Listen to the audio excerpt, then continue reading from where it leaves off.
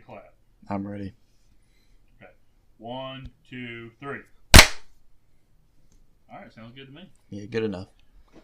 All right. Welcome to Filmoscopy, a quaint, quiet, friendly podcast between three friends that pick a movie and they discuss it and review it, I guess. Maybe. Today we have a special guest host. His name is Mocha Shaker Khan. Alex Duchscher. How are you doing, good sir? Doing good. How you guys doing? Good. We're doing just spunky. We're doing bad now because we had to re-fucking start. If we remember, Alex was on our Christmas vacation episode, and to date our only guest host. Yeah.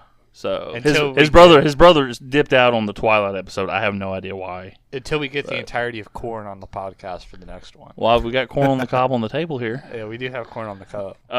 And we have some cornhole over here. I guess we'll go ahead and introduce everybody. Owen, how are you doing, sir? I'm doing good. Cody, how are you doing, sir? I'm doing well. Lance, how are you doing? I'm doing pretty shitty. All right. I don't know where the other voice came from, but there it is. All right. Well, we're doing a first today. We are recording and We're reviewing a new release, and we might do this more often because Cody has one coming down the pipe. Yes. Not that pipe. That's kind of gross, but we are reviewing the 2021 reboot of Mortal Kombat. Mortal Kombat. And I usually start out, at least my episodes, and we kind of spitball from there. I'm gonna start with Alex, and I'll go with Cody, and I go with Owen, and I go with myself. What was, Alex, your first experience with Mortal Kombat just in general? I think it was my cousins had the game on, I don't know which version of the game it was, but on Super Nintendo or the N64, one of the two. And I remember playing it at their house, and it was just awesome. At the time, I really liked Cyrax because he sent out those little green nets, so whatever game he was in, that was like my first experience and fell in love with the games. Gotcha. That's probably MK3, Ultimate 3, or Trilogy, and it's probably 64, I think. Yeah, I think they released on there. Yeah, that's what I'm thinking. Super Nintendo, I think, was just like Mortal Kombat 1 and 2. Yeah, Trilogy was only on PlayStation 1. Yeah. Oh, okay, so it's been either MK3 or Ultimate MK3. That makes sense. Cyrax, hey, man, I could figure out the green net, but I never could figure out his teleport. And his teleport was always awesome because he'd explode and then, teleport kind of behind reform. you and reassemble. For MK3 or for... Well, the MK3, that was one of his things. But it was like a really complicated... MK3 fucking kicked my ass, dude. Oh, my God. We'll get into that in just a second. It's retardedly hard. God almighty. All right, Cody. Sir, what was your first experience with Mortal Kombat in general? So my first experience with Mortal Kombat was I had the first game on the Super Nintendo as a little kid, and with no blood, with all the sweat. It was just sweat. But sweat and tears. As like a 4-year-old kid, I didn't know any better, so I was just like, "Oh, this game's fun," and it wasn't. I don't think I even played another Mortal Kombat game until Mortal Kombat Trilogy on PlayStation. Damn.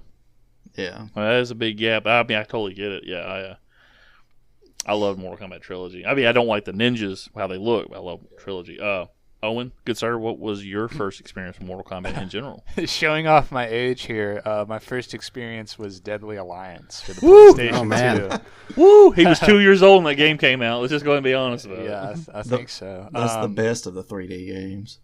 Calm down, Cody. Are you being are you being sarcastic or are you being for real? That's the only 3D one I ever played. I never played Deception or Armageddon. Okay. So. I thought you were being... Because Deception, I played a little bit of Deadly Alliance first, and I was like, dude, this game's pretty cool. You get to kill people and stuff.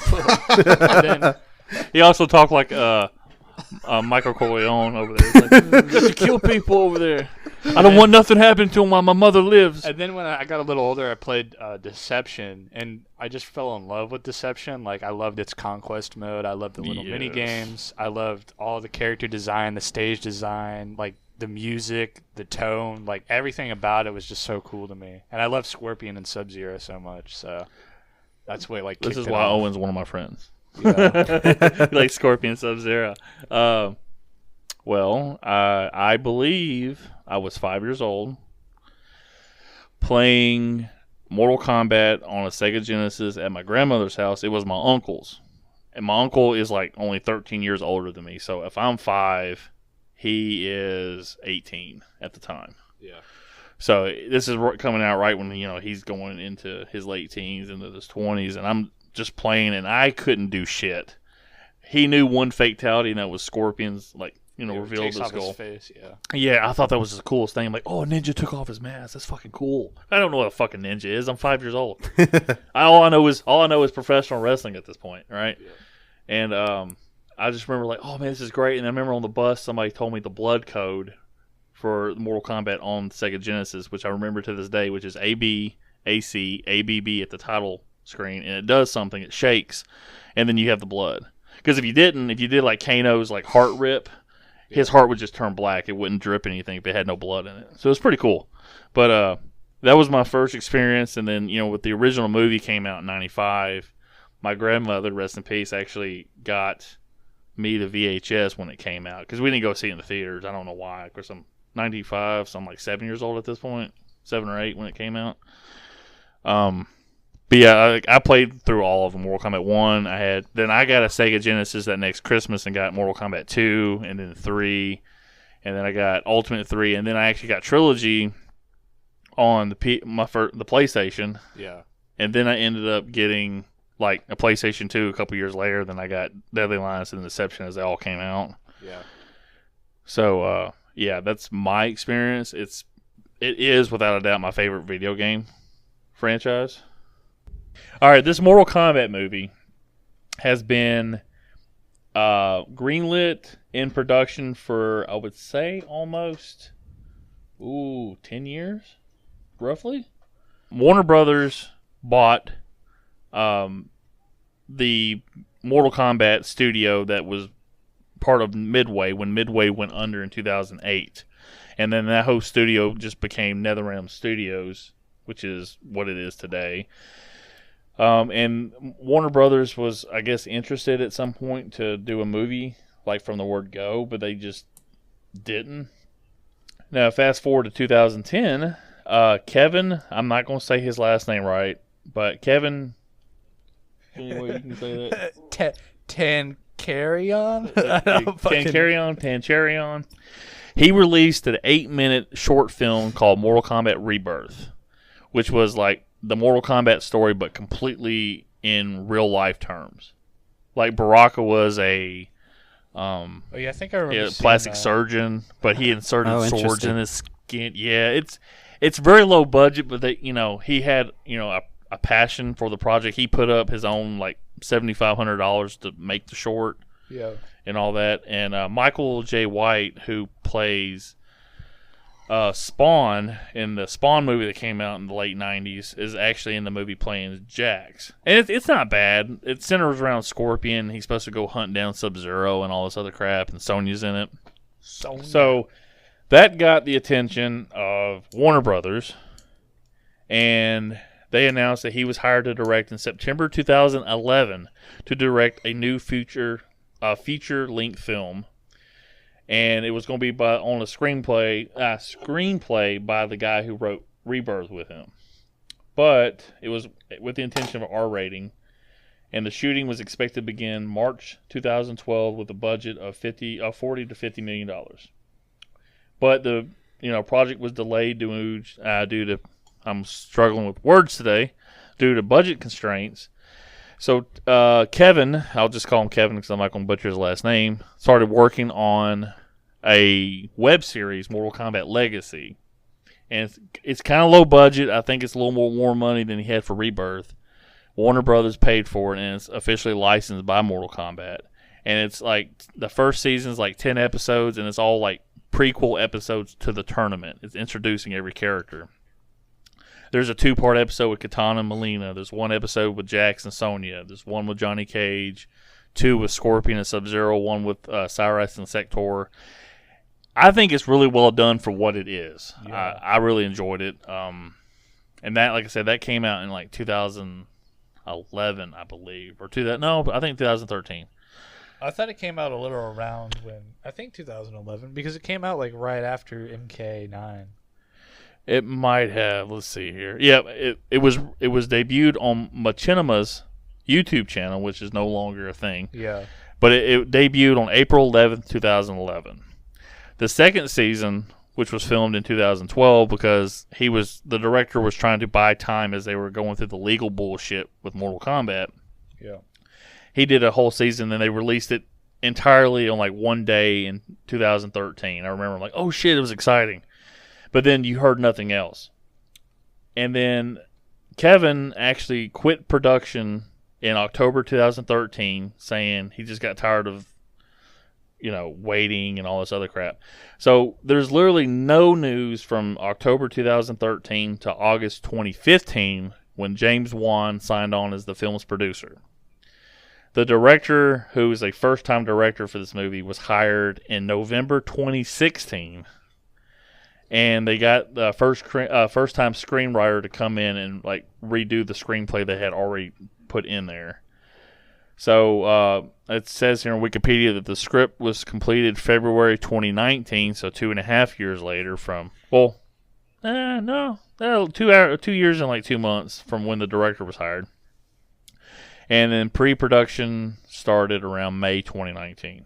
And so, like I said, this movie was supposed to come out last year, but because of the pandemic, it wasn't able to, and it was released, a week ago. So, going through all that stuff right there. But Mortal Kombat Legacy, I think it's really well done.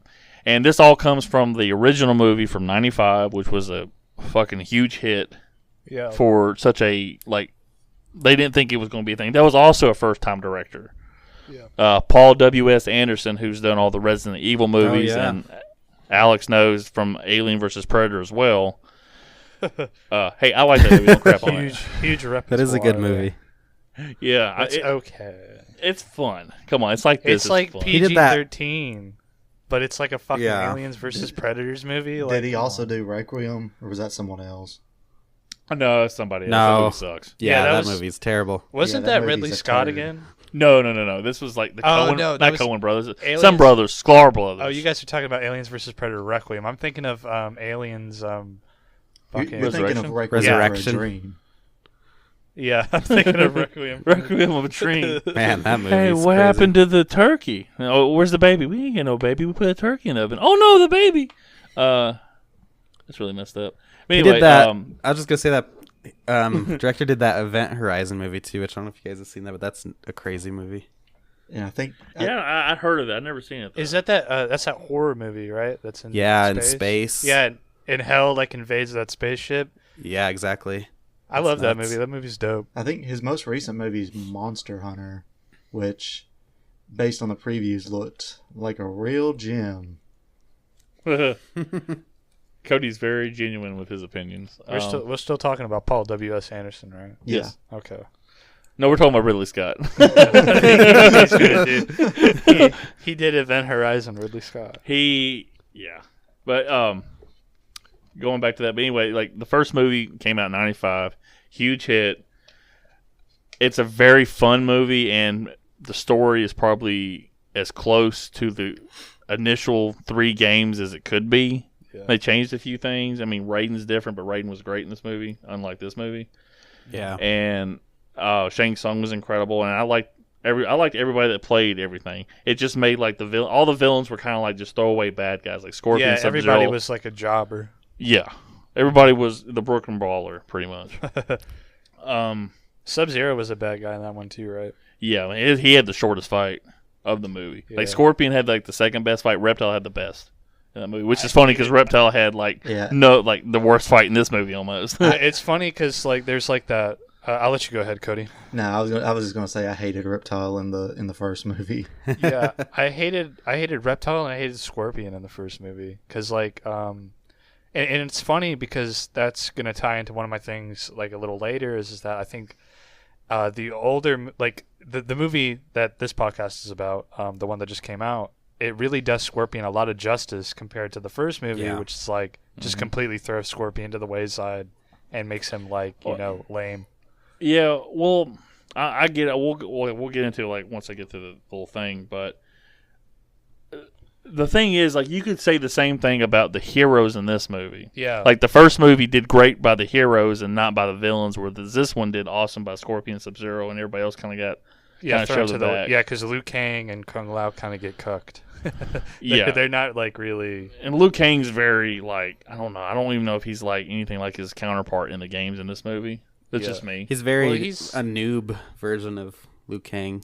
I actually liked him a lot in this, but I hate the video game version of Liu Kang. So yeah, Liu Kang on the video game kind of sucks. But anyway, let me just finish up the Mortal Kombat Annihilation, then we'll get in all the opinions and all that. Yeah.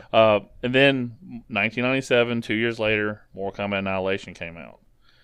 It's one of the worst movies of all time. I still enjoy it because it has cool costumes and crappy costumes at the same time. And the Liu Kang and Smoke fight is fucking incredible. Like, Smoke in that one is like fucking fast as hell, like Reptile was in the first movie. Yeah. Like the human reptile fight, obviously. I honestly don't think I've ever actually fully sat through that movie because I don't remember that, but I know I've watched like parts of Annihilation. I've never seen that one, so Hey, you ain't missing much, but I mean, it's got ninjas fighting, so I'm gonna watch it. Everybody was kung fu.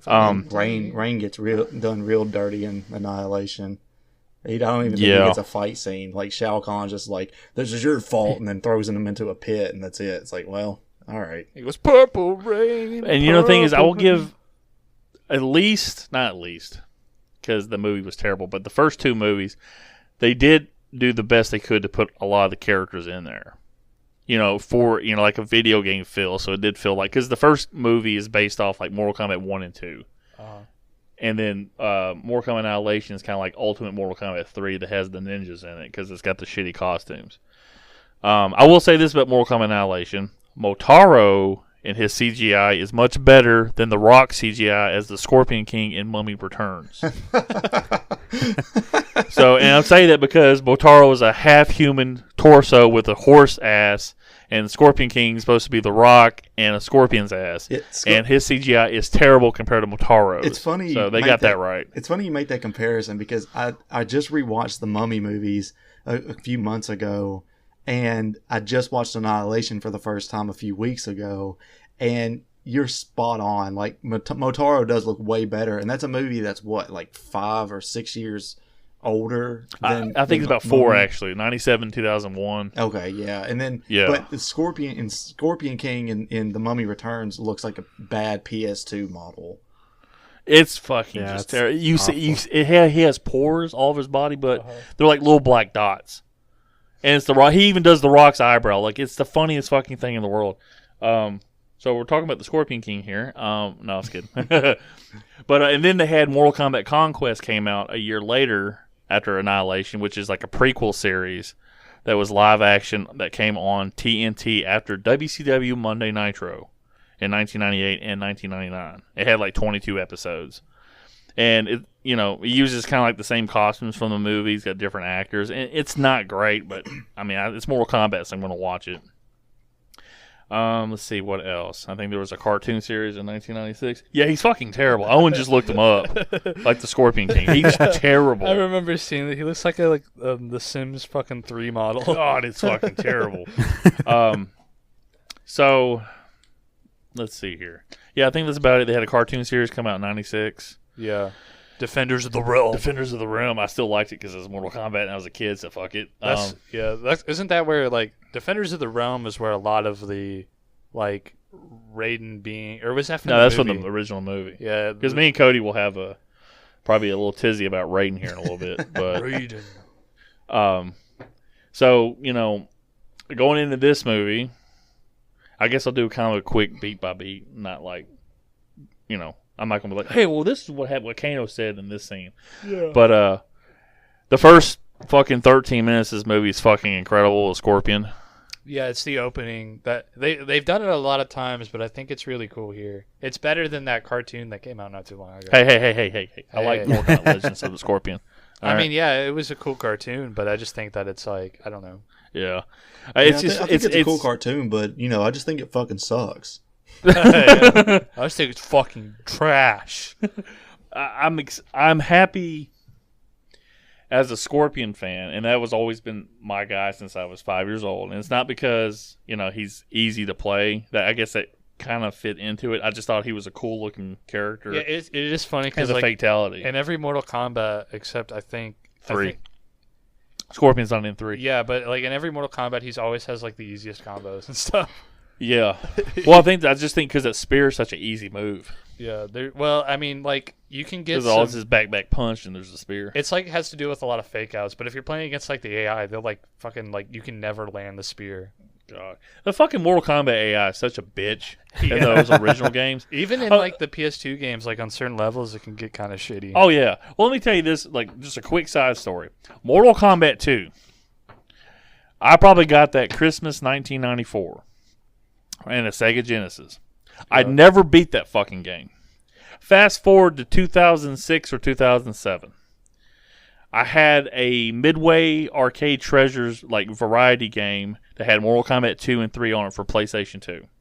I'm sleeping in my room and my sister came in to play the game. She wakes me up to tell me she just beat Mortal Kombat 2. I didn't do that in 13 fucking years almost. And my sister did it in like 2 tries with Melina. I'm like, what the fuck are you talking about? And I saw I still couldn't do it. I didn't beat Mortal Kombat 2 till they released the collection on PS3. Yeah. Did you change the difficulty?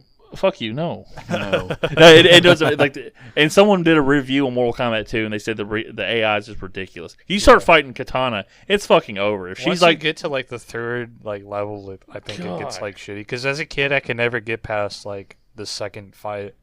it would take me like 4 hours to get to Kentaro, and I didn't know how to stop his big stomp. Yeah, I like recently I played MK2 and I think I beat Motaru, but then I got Kentaro. Motaro's the half that we just talked about. Is he the He's the tiger. Okay, yeah. I think I beat him, but then I got to Shao Kahn and then I was like, fuck. Talking about like terrible character designs in the Mortal Kombat 9 reboot, Kentaro is a 4-armed pussycat. Yeah. He has whiskers. And that's the worst thing because he has tiger stripes in the MK2. So they do it for this one. He's like completely covered in fur and he has whiskers. I keep hating the redesigns of Shao Kahn also. Like, yeah, I'm not too big. I just like fan. the way he looks in MK2. He's just like a big buff like human dude who's just like such a badass with like a really cool deep voice. Yeah. And now he's like a weird like dragon guy. I he's actually supposed to really be, like how part he looks dragon. in MK11. Like how he's got like Of sort of course that you would, scaly Cody. skin I'm on his kidding. arms and stuff. I don't know. I just like the idea that he's just like this really buff guy who like conquered Outworld. Anyway, the opening scene, like the first 13 minutes is incredible. This movie, like Scorpion has what I love about it is if you watch the first movie, there's no backstory to Scorpion, and there's not much of like you don't feel bad for him. And even from the word go on the video games, Yeah. he's somebody seeking revenge that can never see his family again. So it is kind of tragic. You just don't know the whole story. And in the first 4 games, I say 3 games, and this is including Ultimate Mortal Kombat 3 and Trilogy, the story is in the bios. And what I liked about the original games is, like, you don't know the conclusion of this game, who won it, who's the quote-unquote champion of Mortal Kombat, until the next game comes out. Yeah. When they when they tell you the story, because there's always an intro story, but everybody has a bio, everybody has their own ending. So you can sit there and say, I didn't know Liu Kang was the fucking main character of the story until like Mortal Kombat 3. Because, that's when they said it, and hey, Liu Kang is the grand champion. I'm like, why the fuck Liu Kang? I hate this dude. He's like, whoop! I'm like, oh god. I'm like, this motherfucker's a bitch. I'm like, Scorpion's cool. But Ed Boon, the creator of Mortal Kombat, Scorpion's his favorite character, so I win. I thought Liu Kang was cool in like the first 2 games because he's just like, like a kung fu guy. Yeah, he's a ripoff of Ryu from Street Fighter. No, he's more like a ripoff of like Jackie Chan. Well, does he do the comedy spots?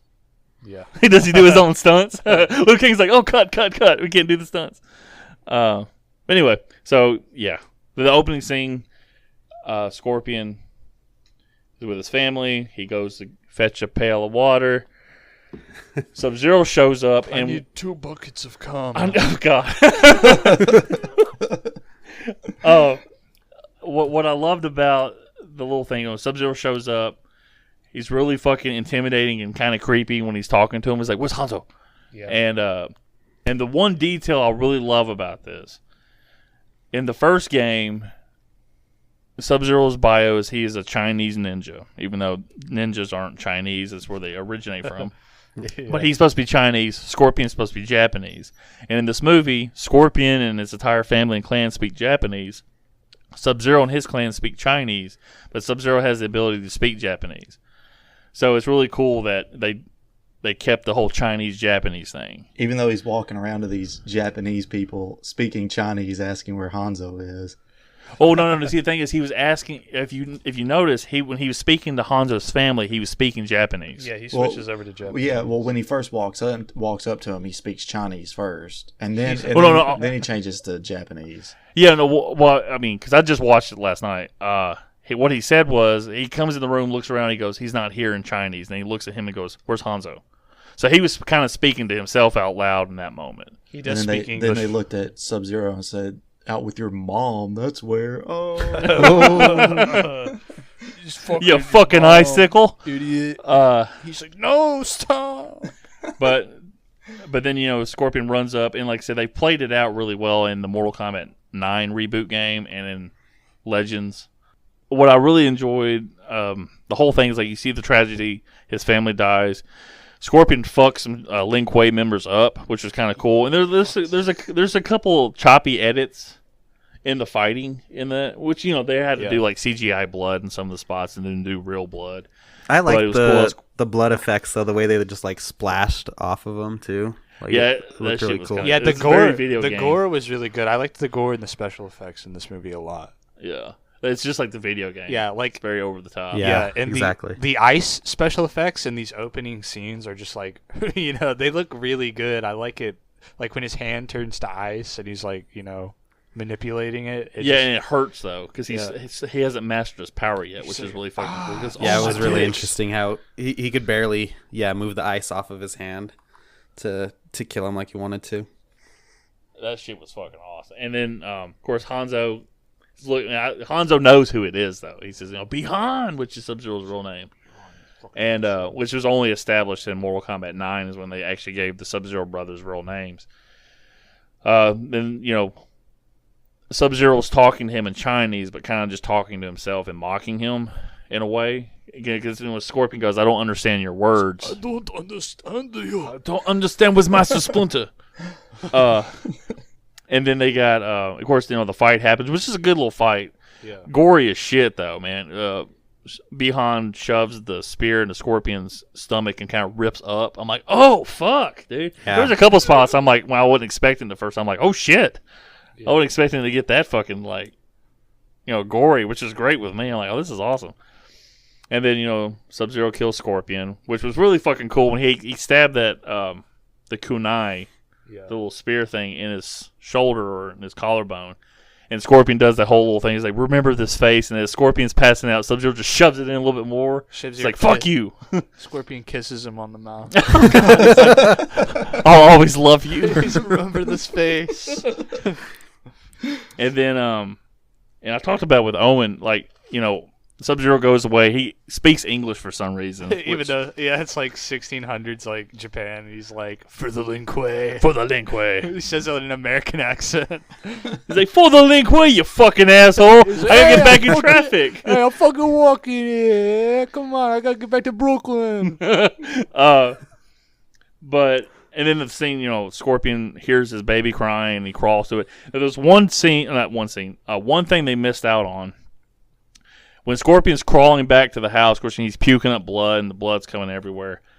And he's crawling to get to the baby that's crying. They should have shown a shot of him looking at, his family frozen again. Because it just shows him. They don't show his family again. Yeah.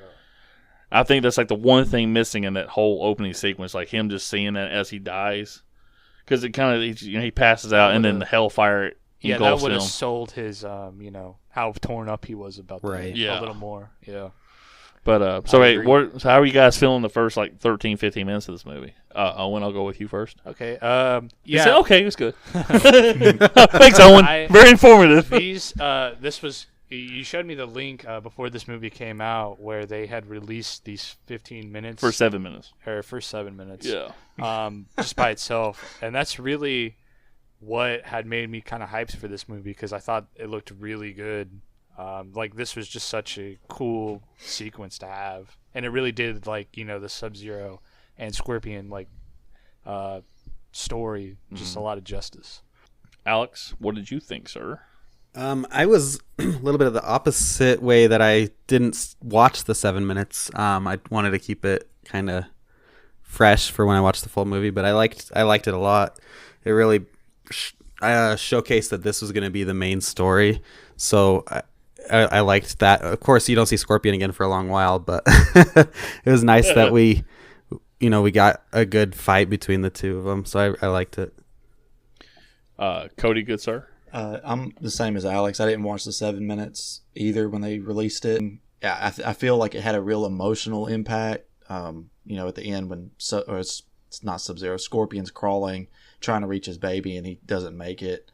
It's probably the best scene in the movie, in my opinion. Mm-hmm. I totally agree, and that's nothing against the rest of the movie. It's just really fucking well done.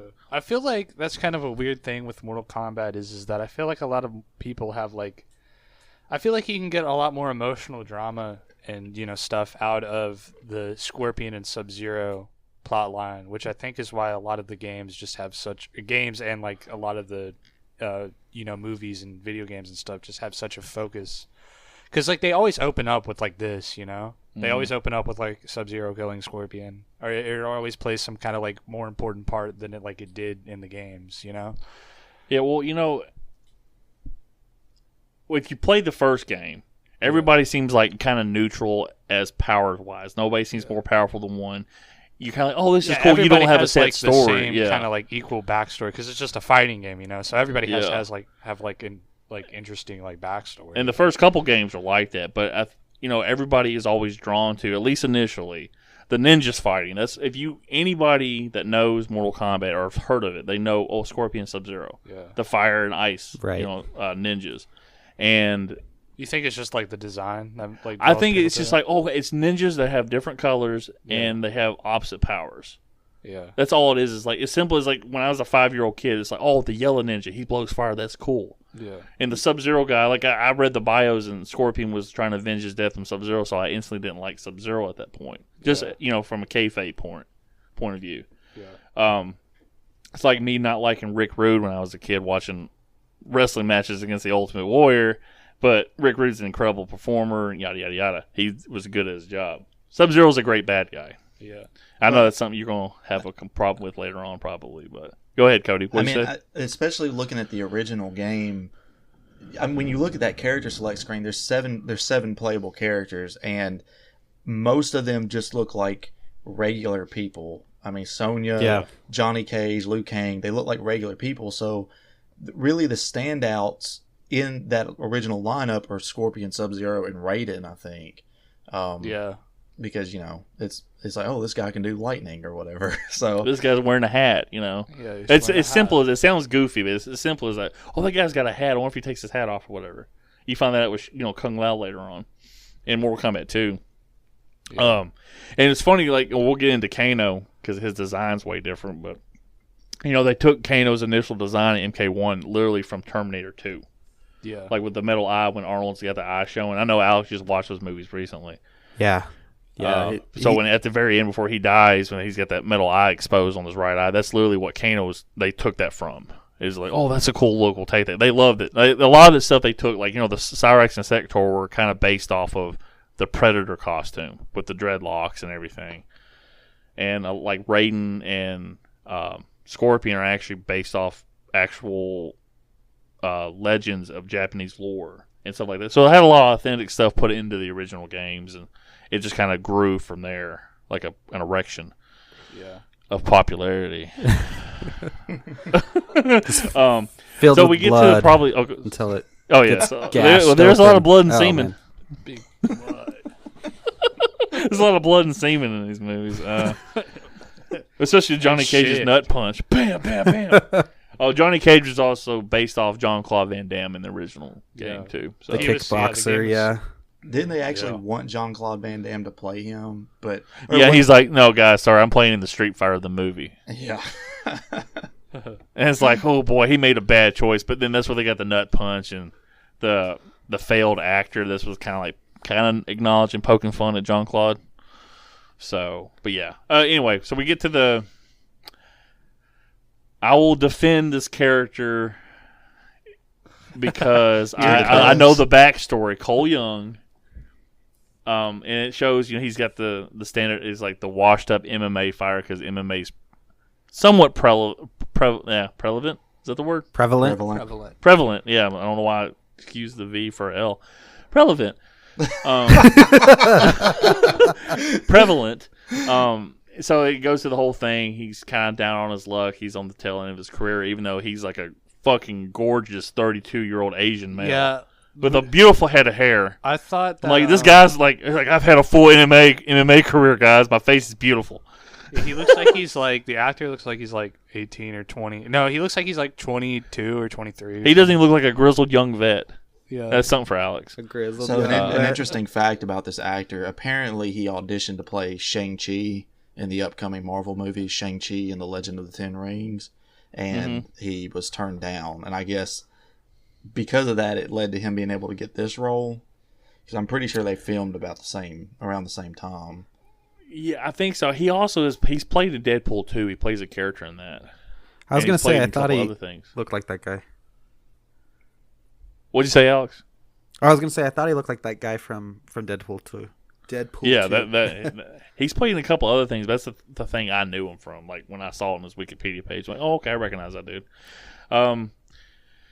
Yeah, he gets his ass kicked.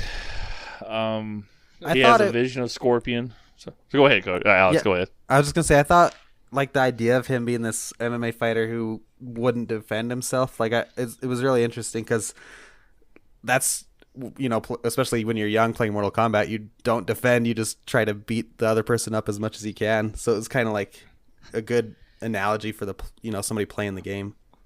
Yeah, that is true. I thought the story was that he was supposed to. Wasn't he supposed to? What the fuck? Take a fall or what? Take a dive? They said take a fall, but he was in there fighting to win. So yes. they just put up a good show. Then the guy who actually is the referee just kind of assumes he's going to get his ass kicked anyway. Yeah. So it's kind of like thrown together. But what is everyone's opinion about this character? he has a beautiful head of hair and he's beautiful. I think he's boring, and like it would have been more interesting to have an actual just put Johnny Cage in. Well, or make we'll get into Johnny Cage in a minute. or but- make like Liu Kang the main character or something. I don't know. Come on, Yeah, I don't like his character at all. I think I agree with you, Owen. He's boring. And later, when his power is revealed, it's like they couldn't think of anything better than this. It just all seems sort of lame. Have you seen everybody on the internet's always like, oh, it's plot armor, like literal plot armor. Well, to me, it really comes off as like I guess everyone has heard that the studio are the ones that made them put this character in the movie. Yeah, I don't know. It's a studio mandate. I don't know the Yeah. exact. I know because I've heard so much stuff. Like I've heard that okay, so the studio wanted. Was it the director didn't want a white lead? I think. No, well, that was what the producer says. But you have Kano and Sonya who are white, so I think he was just trying to play up to the woke culture Okay. thing. Which I mean, I don't have a problem with. I'm just saying, But- he made it sound like it was intentional. If you watch this movie, there's nothing intentional about leaving out a white person, Yeah. at all. I mean, They wanted to have that connection to Scorpion, so Yeah. But And the thing is, go ahead, Cody. I'm sorry, yeah, because I know a little bit about the backstory. yeah, I'd seen that in an interview. One of the writers had said that the studio mandated this character be put in, and watching it really does come off like he's just a bad fan fiction character. Like some guy got on Reddit and made a post about some character he dreamt up, and he doesn't fit with the rest of the cast. he's cool. He has metal armor, and it looks like paper mache. And I can't remember what he the kills name Goro. of those weapons are that he uses. They're like the little officer, like the cop. There's like a sticks. baton, and then there's like a little sword thing he's got on the other side. Yeah, I don't remember what they're called. I think it's something with a B or something. But I mean, it's just lame all around in my opinion. From the original script that was written to what the screenwriter inherited and had to put in it, he said it was a mandate from the studio. But the original script that was leaked, and I've listened to a couple fan podcasts that have talked to somebody who's seen the original script, and it's somebody who's like a Reddit leaker, one of those things. Yeah. The original script, this Cole Young, he had a different last name, but it was Cole, was supposed to be like a reincarnation of Scorpion, and then Scorpion's soul or some crap like that was supposed to merge with him, and they were going to fight Sub-Zero at the end. So they were going to completely fuck up Scorpion's lore for this new character, because I think they figured have a little Scorpion polish on, people are going to love the new character. Yeah. So this screenwriter But made that this, would just take down both the characters. yeah, it would have make both pissed of me them. off. I would have hated it. Yeah. So for me, this screenwriter made the character as least offensive to the Mortal Kombat lore as he could, which I appreciate. Yeah, and that's true, but he comes out feeling so plain for it. Which is fine. Hopefully they kill him off the next movie. Yeah, I but, was going to say it. I hope the next movie opens with him being killed off. Damn, Cody, calm down, dude. Like Johnny Cage just does like a shadow ball through his chest or something. Johnny Cage punches. He doesn't do a shadow so ball, hard. Cody. That's an energy thing. He's got a shadow kick. Come on, man. I ain't gonna fucking talk Come about on, this. Cody. Whatever. The fuck, dude. Dude, I know so much about Mortal Kombat. You cannot sit there and fucking skip out on shit like that. It's fucking bullshit, bro. You know what? Hey, Fuck I'm the this, I'll nerd, quit. okay? Oh, Alex, we got a new podcast opening, Alex. Would you like to join? But back onto the subject of Cole Young. We got to see if it's Alex like- is going to take his place. Yeah. I mean, Alex, do you want to be Cole Young in the next movie? yeah, let me go lose a couple MMA fights, and I'll be right there. What's funny, Alex, when he smiles, his eyes kind of squinch up, so he looks kind of Asian. You just have to smile the whole man. time, bro. Alex is just a really happy Asian guy. It's like, well, in the sequel, the character's a lot happier this time around. And he's got brown hair instead of black. It's very strange. But yeah, you can tell because in most of the scenes that he's in, he's just like in the background, like he doesn't really like interact with the characters in any like real meaningful way. It's really stupid. Like, he asks stupid questions. Hey, they misspelled Mortal Kombat. What's that? Stupid he's shit like that. just about getting interactions between the other characters, like that bridging those. That's all he's there for. Yeah. From how it was put from the producer and director, he is the normal person putting the quarter into the arcade machine to play Mortal Kombat. Getting their ass kicked. Yeah, that's why I kind of think he does get his ass kicked too. that him not being anyone who defends. I really feel like that was intentional because it really feels like a player playing the game. Yeah. So I think that part, like, if you sit there and kind of look at it, like, okay, that's kind of cool. I do agree that this character isn't good, but if you had put Johnny Cage in his place, I think Johnny Cage's performance would have suffered from Kano's performance and vice versa. Yeah. I don't think Kano would have been as funny if Johnny Cage was in here cracking jokes. Yeah, because Johnny Cage would have taken basically like Kano's spot in like the group. Yeah, it would have As, had to like- be a totally different story. And Kano ended up being the best character of the movie, so. Well, funniest character. I'd say Sub-Zero's the best character. That's just my opinion. I mean, Sub-Zero's cool in this movie, but I don't think he has like much of a. I mean, he's like a cool badass, but like his character is. That's really, all like, you need, though. I mean, it's like guess. watching Goldberg He's come in just and like fuck somebody up for like 30 seconds, and that's it. I'm and done. this is going to lead, I guess, into like the kind of Mythologies. We're doing a Mortal Kombat mythology Sub-Zero movie. This is going to be why, because I used to not. I've come around to it, but like when I first watched the movie, I always have this thing about Sub-Zero, like the original Sub-Zero, always being like portrayed as just like this pure evil dude who just does like evil shit just for like the fun of it. Like, because in the original games, he's just like this kind of neutral character. Who, Well, let's do this for context so people don't get confused if they listen to us. okay. In the first game, the Mortal Kombat 1, that Sub-Zero is the Sub-Zero that's in this movie. Yeah. From Mortal Kombat 2, He dies, like, the original Sub-Zero dies in the first game. yeah, he dies in the story-wise, he dies in the first game by Scorpion's hand. Scorpion gets his revenge. Yeah. In Mortal Kombat 2 and on, the Sub-Zero that's in the games is the younger brother Sub-Zero. Yeah. And then he's a good guy. he's a good guy. He's just trying to find out what happened to his brother in the second game, and in the third game, he's trying to save his buddy Smoke, who got turned into a cyber Lin Kuei. Mortal Kombat Mythology Sub-Zero, which is a game that came out on PlayStation and N64, is a prequel to Mortal Kombat, and that's also the original Sub-Zero. You find out in Mortal Kombat Deception that they retconned the story of Noob Saibot, which is the Black Shadow Ninja. That Noob Saibot is actually the original Sub-Zero resurrected like Scorpion was, but in his own form. Yeah. So they kind of retconned it, but Noob Saibot's in all the games from like Mortal Kombat 2 onwards too as a secret character. So Noob Saibot is the original Sub-Zero that's in this movie. And if you notice, Sub-Zero's costume in this movie is a dark blue, but mostly black. So it's kind of like a hint towards Noob Saibot as well. He comes back in the next movie as Noob Saibot. He's going to have to. Yeah, probably. He's fucking awesome. But yeah, go back. So I just want to make sure we explain the Sub-Zero thing. Some go ahead about here. the Sub-Zero bad guy thing. So yeah, in the original game, it's like he's more of a neutral character who can like, he does some bad stuff just for his own benefit, but he's like, just kind of like a rogue, I guess. But for some reason, in like recent Mortal Kombat lore and like the movies and stuff, they try to portray him like they always put him into this like bad guy role, like he's just like a jobber for these bad guys. Yeah. Well, I mean, Cody, Alex has played the games too, but me and Cody were the ones like played together, so I have more of experience with Cody. Like all the bad guys are like fucking jobbers. Yeah. Like, and if you play the story modes, MK9, 10, and 11, you're always a good guy.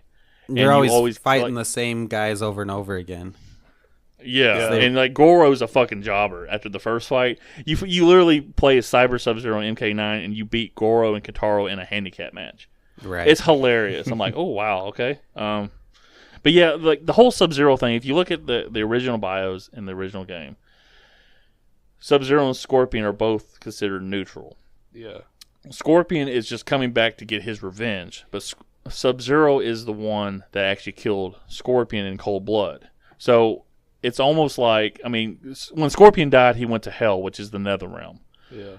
So he wasn't no saint, but it's always been, to me at least, Scorpion was neutral, fighting for what he wants, but he also kind of leaned good because he eventually became the younger Sub-Zero's protector in the story. Yeah. Sub-Zero, since he's a cold-blooded killer and doing anything for money, he's always neutral but leaning kind of evil. I don't know. I just always saw it more like, they were warring clans, so it's like, Yeah, but I'm talking about the whole Sub-Zero thing. Like, he's an assassin. Like, he's there literally to kill Shang Tsung because he got paid to do it. He's not doing it out of good of his heart. Yeah. In the original story. Right. That's what I'm saying. I get what you're saying, but I mean, that doesn't make him like, he's not like some big bad, because in this movie they just Bombard the General. Yeah, he's like the big bad in this movie, basically. Yeah, like he overshadows Shang Tsung. Yeah, well, that's because the Shang Tsung actor is not that good. Yeah, he's not good for this character. The Shang Tsung actor wasn't good, and they also didn't write Shang Tsung very well. Yeah, Shang Tsung and Raiden, they really kind of screwed up. Yes, but me and Cody are going to have a little argument here in a few minutes, probably about Raiden. Which one of you? Wait. Because Cody doesn't like the original Raiden, Christopher Lambert, in the movie. I do. I like Christopher Lambert. I thought he was all right. Yeah, he's hilarious, but Cody doesn't like him, so we're gonna have a little discussion when we get to Raiden. Well, yeah, Raiden shows up. Owen, you don't have to agree with Lance just because he's sitting next to you. He won't hurt you. We're holding hands. We're exchanging protein strands. You have a better idea? Let me know. He does have a gun up to my head, so you fucking better say you like the Highlander as Raiden. I mean, Christopher Lambert was okay. Well, the thing is, like, going back to, because Raiden shows up. I forgot to mention when Hanzo dies and his body goes to hell. Raiden shows up to get the baby, and it's actually really cool. I like the design of Raiden's costume. The lightning doesn't look fake. He's like, oh, baby. It's a little baby. It looks like the fucking... He's like, oh, my finger. It reminds me of the opening to Kung Pao Enter the Fist where, like, the old master guy sees the baby. We got to watch this movie eventually. Yeah. It's a spoof kung fu movie. This dude superimposed himself on. And oh, wow. It's really fucking... It's kind of like Naked Gun funny almost, but probably not as good. Excuse me. Woof. It's really dumb funny. Anyway, but Raiden showed up. He looked cool. I like his whole getup. Yeah. He's Japanese, so he's authentic to the original intention of the story. And the lightning looked awesome. I thought his eyes were kind of weird. Like he had, the lightning eyes, but he also had pupils in them. I'm like, we could have just done completely like clear eyes like he is in the game. Don't give him pupils. But other than that. The design of Raiden was really cool. This Raiden in this movie has no fucking personality. He's just a grumpy old bastard. He's like, oh, I hate Earthrealm. I mean, It fucking sucks. Even the part when he's like, I thought you couldn't help. He like kind of smirks like it. That's barely anything. Like he has no personality. He smirks because you just shit his pants. he's like, you smell that? I thought you couldn't help. Baby made a duty. At least you can like superimpose. Like he turns over and looks at him. He's like, "You smell what the Rock is cooking?" It's like, I just shit my pants. He acts like he kind of shit his pants. This movie. He's like, "I keep wiping and wiping. It just keeps there." Fucking so mad. He's like, I just got fucking wet ass. Well, anyway, going back to the Cole Young, we just gotta get to the plot. Anyway, so Jax shows up because, man, I like the dragon tattoo, which I fucking hate about this movie. Is the little dragon tattoo shit. So stupid. The chosen bullshit or whatever. Yeah, and the Arcana thing is really fucking stupid. There's so much like we were saying. There's just so much that this movie like does great, but also like bad. Yeah, I know, the thing is, the things that they do bad. You don't need Go a ahead, reason for these people to be in this tournament or a reason for them to have these powers. Like they're trying to explain stuff that nobody cares about, needing that kind of an explanation. Yeah, Jax could have just been like, you were a good fighter, man. You'd be so great in this tournament. But he wasn't. Let me jerk you off. He was like, constantly getting his ass kicked. Well, in this one, he was a former MMA champion. Yeah. Pay attention. You just watched it today. Did you see who or hear who he beat for the title too when he was champion? Oh yeah, Eddie Tobias, which is Ed Boon and John Tobias put together. Which I thought was, I'm like, oh, okay, Eddie Tobias, I get it. Because you always hear like the noob Saibot, which is Boone and Tobias backwards, so they just kind of took that. I wonder if John Tobias isn't he like completely hands off with like Mortal Kombat? He left in '98, so but funny. he's still good friends with them. Like they grew know. up together. Like when they started working on the first game, I think Ed was 22 and he was 21. Yeah, so they kind of grew up as friends while working on the first like 4 games. But yeah, and he kind of congratulated the movie. Ed has been really quiet about the movie, but I guess I kind of I've heard him. The only thing I've seen him like he like retweets some of like the Miz's like, I want to be Johnny Cage. He's like, I can't go argue with that. That sounds like a terrible idea. I don't think Miz would have a big enough personality for it. The actor that played Kano said that if he could pick who played Johnny Cage, he would pick James Marsden, which I feel like is a way better fit for that character. Yeah, I can see that. You know who James Marsden is, Owen? No. That's Cyclops in the X-Men movies. That guy. He's played in a lot of other shit, though. You just can't. He's in that Sonic the Hedgehog movie. Yeah. Yeah, okay. I got you. Yeah, I can see that would be a really good pick. Hopefully they bring Kano back, too. And like I said, we'll get to that. Hopefully they bring Natara back, because they did her dirty. With her big boobs. Hey, she had no big boobs. What? Melina had the big boobs in this movie. Oh, yeah. You're right. Natara was like the skinny little white girl. It was like, look, get away. You know, it's fine. I'm just not into that. I need He's thick. like, oh, she's so beautiful, dragon lady. Oh, yeah, he's like, she's so beautiful. Cabal's like, yeah, the screech is a real turn on. He's like, oh, she's so beautiful. There was just like a whole scene. It's just saying. I'll admit, when Natara showed up, I kind of like popped for it because Natara was one of my favorite characters in Deadly Alliance, and then like 5 minutes later, Cody blacked out for like 4 years. Cody goes, I played Deadly Alliance, and I blacked out, and then I played MK versus DC. So he missed all the good shit. I did like. I mean, they picked some characters from different like eras of the games, which I thought that was cool. Like General Rico or whatever, who looked like a big doofus. Reiko that no one fucking cares about. Cody is going to know who this guy is, too. I know Alex will. Nathan Jones plays him. He used to be a wrestler for WWE. Yeah. I remember him. He was supposed to be in a match at WrestleMania 19 teaming up with The Undertaker versus A-Train and Big Show. They literally wrote him off of the match pre-show because he fucking sucked in the ring. And he left wrestling like later on that year and has actually got into Hollywood. And he's played in a lot of movies. Like, hey, good for you, dude. I just thought of it. Cole Young is like fucking, he's like Tavon or like Cobra from fucking Armageddon and Deception. Like, that's how generic he is. Yeah. Oh, okay. Remember, bring up Tavon here in a little bit. Okay. When we get to it. All right, so you kind of go, you get these quick little backstories with like Cole. The fucking awesome scene that's in the trailer, but it's even better in the movies when Sub-Zero shows up and he's doing like the fucking huge chunks of ice raining down on people. Snow. That fucking was just like, awesome, like over and over again. I'm like, fuck you, dude. Before we move on, there's something that's been I thought was really, but when I first watched this movie, I thought that Cole Young and that little girl, I don't remember what her name. Oh, you thought that was his little sister? Yeah, I did too. And then he kisses. Come here, mommy. Yeah, he kisses. It zooms in on the kiss of the character who I thought was his mom, and then like it was like a really like sensual kiss, and I was like, "What the fuck?" And then like it took me like a second to put two and two together, and I was like, "Oh wait, that's his like wife or something." Come here, mommy. Oh, I'm a bad boy. I also boy. with his daughter being like his corner man in the fight, and he's like. In this submission where this guy's gonna break both his arms and his daughter's like, "Don't tap out, don't tap out." Yeah, there's just such She's like, Dad, you're such a pussy. Yeah, the way they write it, it's just such like a brother sister relationship, and that's what really threw me off. Yeah, it's very generic, that part. Like I said, the parts of the movie, like the Mortal Kombat lores, the character lore is really well done in this movie. Everything else is kind of like, it's a first time screenwriter. I can't get mad at it. Yeah, you know what I'm saying? You can't sit there and just shit on some guy because he did. They weren't expecting much from this movie. They just wanted to make money with it. Yeah. It only had a $55 million budget, which is not a lot for a sci-fi movie, fantasy. Yeah, with all that CGI. My hand's really sweaty. I love it. That's good. we're about to hold hands, guys. This is gonna be a moment. But the whole Sub-Zero thing, and then Jax, which I have to like crack up at, was when Jax goes. Dude, you gotta go, Cole. You want your family on a fucking slab in the morgue? Yeah. I'm like, everybody's cussing in front of this little girl. It's so vulgar. He's like, you want your family fucking fucked in every orifice by pineapple dick demons? Then you better get the fuck out of here. It's like there's a lot of cussing in front of this little girl. It's like, what the fuck is going on with these people? Of course, I do cuss too, but I try not to do it around kids. But the whole Sub-Zero thing, like, him disappearing into the building from the street was fucking sweet. Yeah.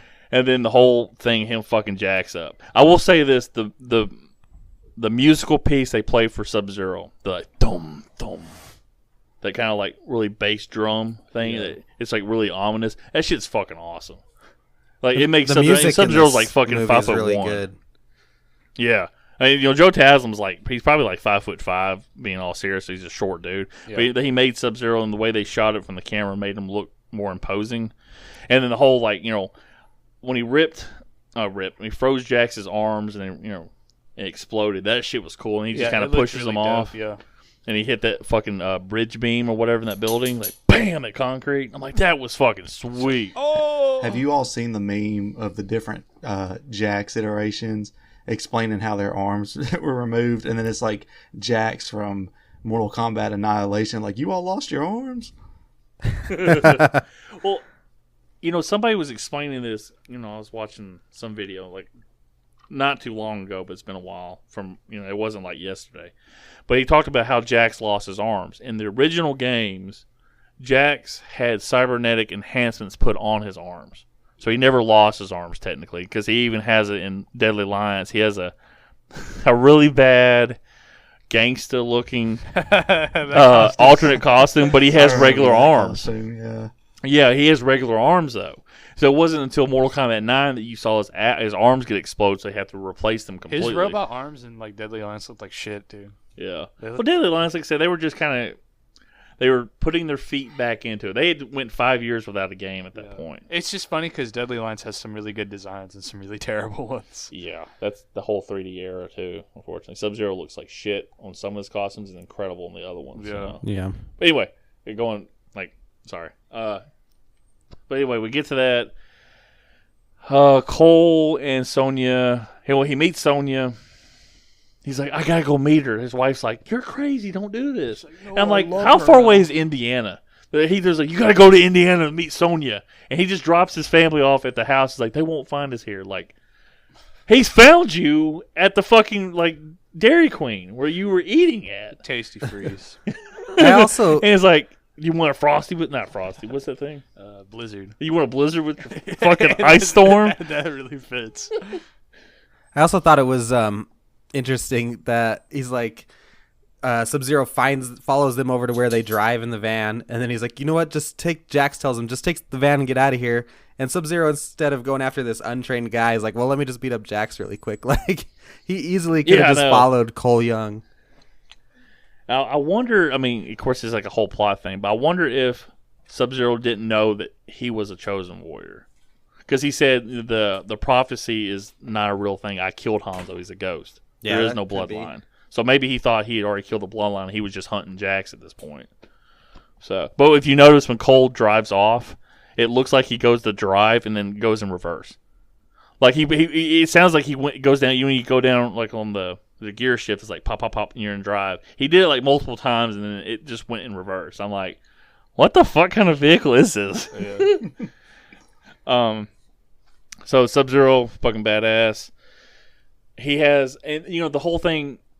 I guess I should touch on that too. The Scorpion Sub-Zero taking place in 1600. In the real games, in the fake games, in the unrealistic games, Scorpion and Sub-Zero are they're 32 years old. Yeah. Is what the original thing was. So it happened recently. What happened to Scorpion? It's funny, yeah, because the games have because they just portray China and Japan like it's still feudal. Yeah, and this thing right here, which is, I mean, I get it, and they did that in Mortal Kombat Legacy, and it's kind of a holdover. Yeah. But I think it was still more present day instead of 1600s. And a lot of people are like, yeah, they really messed up the Scorpion story. I'm like, dude, all they did was move it back 400 years. It's still the same fucking story. Are they talking about for this movie? For this movie, yeah. I thought it was all right. I thought it was fun. And you can kind of sit there and say, why is Sub-Zero still alive 400 years later? In the games, he belongs to a race called Cryomancers, which you find all this out in Mortal Kombat Deception, fucking 6 games later. But those Cryomancers are descended upon from Edenia, which is Katana's realm. And Katana's 10,000 years old. So you can sit there and say, oh yeah, well, the Cryomancers are from Edenia, and they're kind of ageless too or whatever. He can just cryogenically storage himself. That's his arcana, bro. Every night he goes home and just freezes his body. Okay, I'm going to go to sleep. Freezes his cock. Oh, God. But yeah, you get to that. They meet Kano, which is a fucking incredible, the funniest character and the most memorable character. Yeah, but he also awesome. You meet Sonya first. Yeah, I was about to say that. I wrote in my book, but nobody cares about the fuck. Okay, so I don't think Sonya is blah. This is how I thought about her in this movie. Bleh. She looked okay, kind of cool, but yeah, she's kind of throwaway. She was all right. I mean, she's like Sonya in most of the games, and I don't think this is an unpopular opinion to say that. But Sonya's got some tickle bitties though. That wasn't one of those. Sure. I don't agree that she's a throwaway character. By the way, yeah, I don't. Because okay, Cody. When Cole, hey, real quick, fast forward. When she's looking at Cole Young, looking at his phone, she squats down like a mom looking at a kid, going, "What you looking at?" That's not Sonya Blade at all. Well, that's because they have to talk to Cole like he's a dum-dum, because he is a dum-dum. Because he is. But what I was stupid! Mortal Kombat wrong. Good boy. They spelled it with the O. Are you done with your cave painting? We'll put it up on the wall. Combat's supposed to be spelled with a U, stupid. But Duh.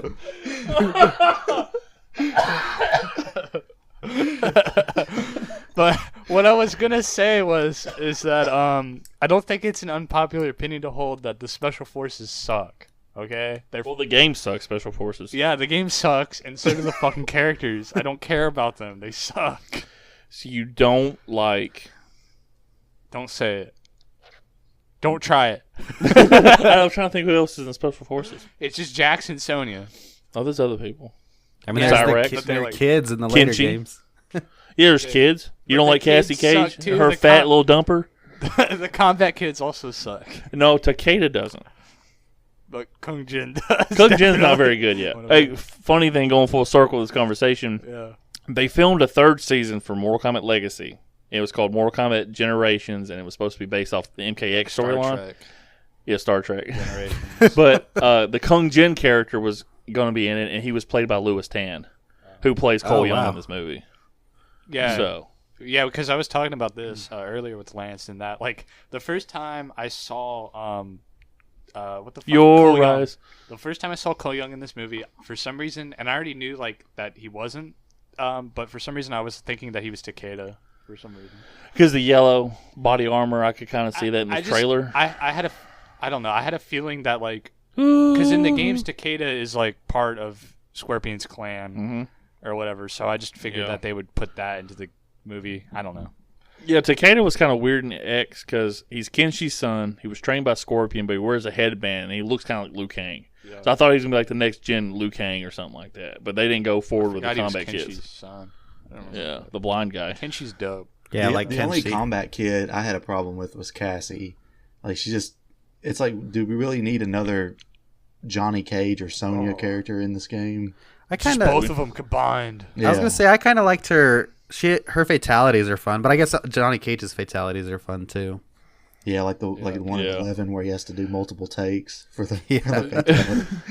Well, it's funny. This Johnny Cage, I would say like super fandom of Johnny Cage just really started with the reboot MK9. Yeah. Because before that he was just an actor, and you saw it like I think MK4 they had kind of like really bad CG endings where it was like full motion. He was just, hey guys, he's getting an Academy Award and people throw tomatoes at him. Yeah. But it's like Mortal Kombat 9 when you got to see his full personality and how funny he was. It's like, oh, this guy's great. So I think the Johnny Cage like popularity has grown from like 2011 to now. Yeah. With all these games. Yeah, they definitely like characterized him a little different in the reboot. For the better, definitely. Yeah, unlike Kung Lao. We'll get into Kung Lao here in a minute, but because he's awesome in the original games. I'm glad you mentioned MK9 again because that made you only done it 7 times, Lance. Get over it. Yeah. Like, okay, sorry. But it's good that you mentioned it again because it made me remember what I was thinking during the movie. I remember, after I don't watched worry. the movie, and that I think, okay, hear me out. I think MK9 is my favorite Mortal Kombat movie. If that makes any sense.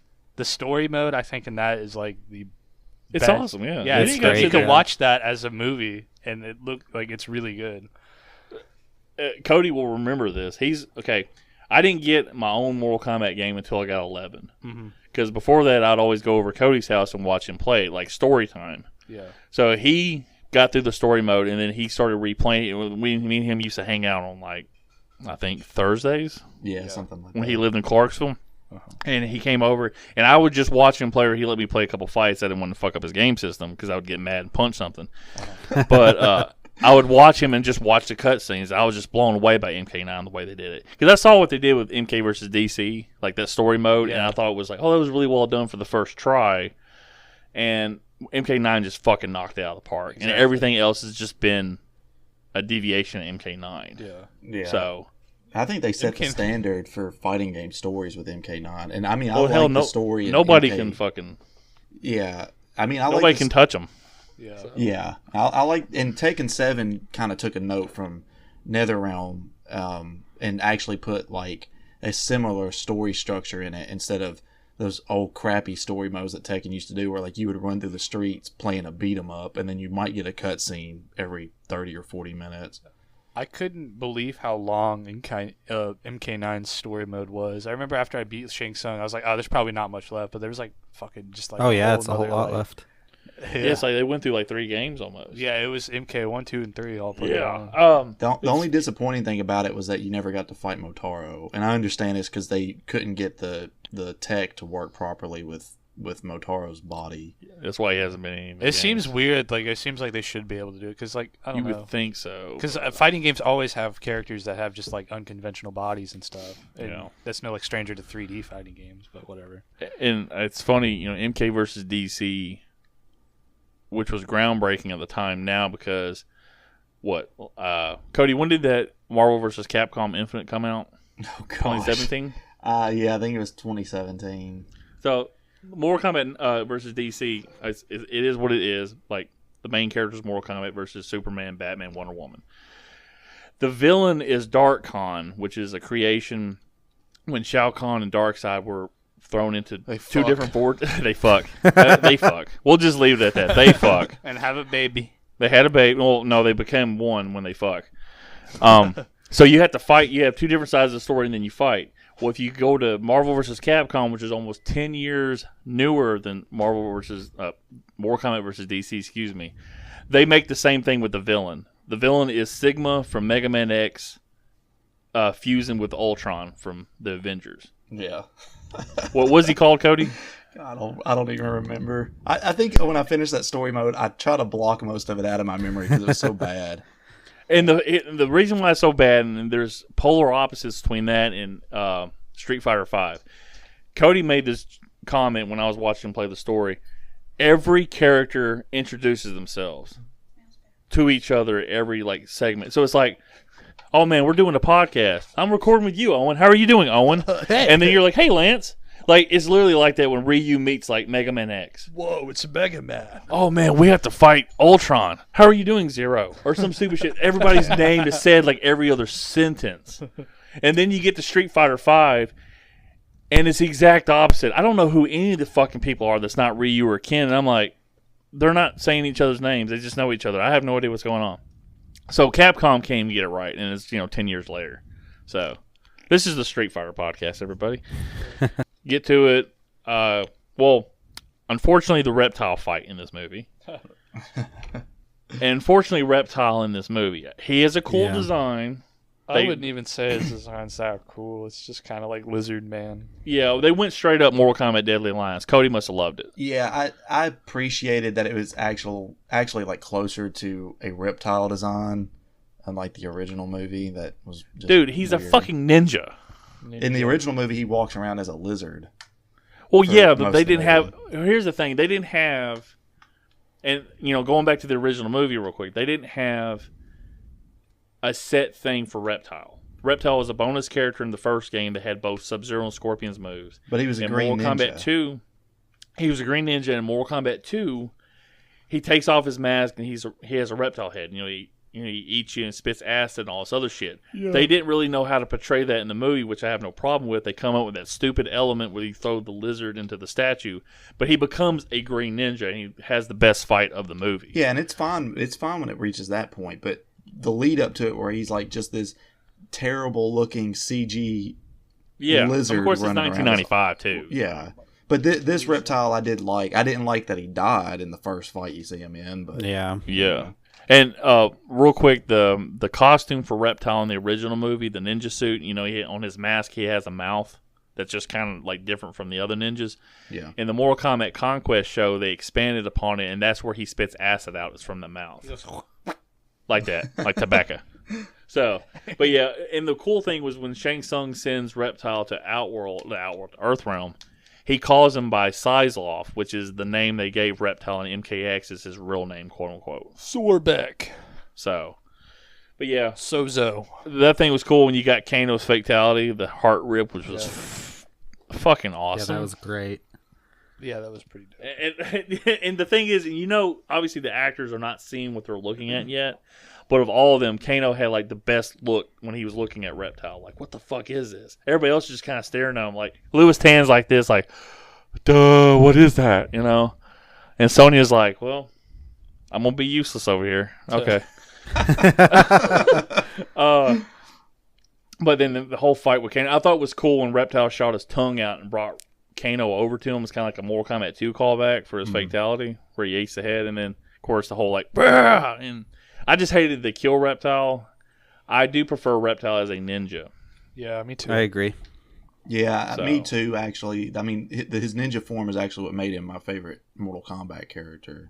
And I've liked him less and less as he's become more of an actual reptile. But, that, and they just ever since MK4, they've kind of made him lame, I guess. Yeah. There's not really a whole lot going on with Reptile since MK4. And you feel bad for him. And his character, he literally just wants to resurrect his entire species. Yeah. That's it. That's the only reason he's serving Shao Kahn, because he's a moron. It's doop-a-doop-a-doop. Yeah, they should have done something in the games where you I don't know. But yeah, they should have given him an arc or something, the overall Reptile character in the games. Yeah. Let's talk about Melina real quick. I thought it was cool, and it was different that they had an African-American actress play her. I wish she had the veil that covered up her face, and then she could expose her mouth instead of just having the mouth the whole fucking time. Well, does that make sense? I like how they did, because her mouth seems more, at least somewhat normal through most of the movie. You see all the the scarring or whatever it is going on the sides, and then later when on she gets horny and then her mouth opens up more. Yeah, when her mouth opens up later on, it actually was really cool. No, I heard you. Oh, okay. Like Cody's like, yeah, that's it. Well, she's like a spider, right? She eats her mates. That's fine, man. She's got a nice dumper. It'll be worth it. Oh man, Nice. he pooped all over me. No. 2 Melinas, 1 cup. Let's go. Tarkon way. But yeah, and let's go ahead and just talk about the villains. Like we already mentioned, Reiko. What is there to say about him? Well, he's a former professional wrestler. I thought it was. He's Shao Kahn's general. He's just happy She's to be Shao there. Kahn's genitals. You know, he eats. Do what? He's just happy to be there. Yeah. Yeah, I thought it was really weird, and maybe it's just the take they use when Shang Tsung is introducing. He goes, "My loyal warriors, Cabal, General Reiko," and Reiko looks like he's looking at something else and looks back at him like, "Oh, you were talking to me?" He's like, "Oh, look at that bird." He's like, "What?" He's like, "I gotta take a shit." "Oh, I'm sorry. What?" He's like, "I heard my name." What? Yeah, he just Oh comes yeah, off like he's got ADD. He's just like, "Heard my name. What's up?" he just comes off like a big doofus. He doesn't even talk. He's so stupid. Yeah, because of the and this movie is a very Australian production, and Nathan Jones is Australian. So Try you, mate. Come on, eh? I mean, Sonia, the actress, is also Australian, and obviously Kano's Australian. The director's Australian. We're Australian, And there's not one fucking Crocodile Dundee reference, and that's really pissing me off. Yeah, there is. It's Reptile. Oh, He's a crocodile. he's a crocodile. Okay, I got you. It's a big. I killer stand croc. corrected.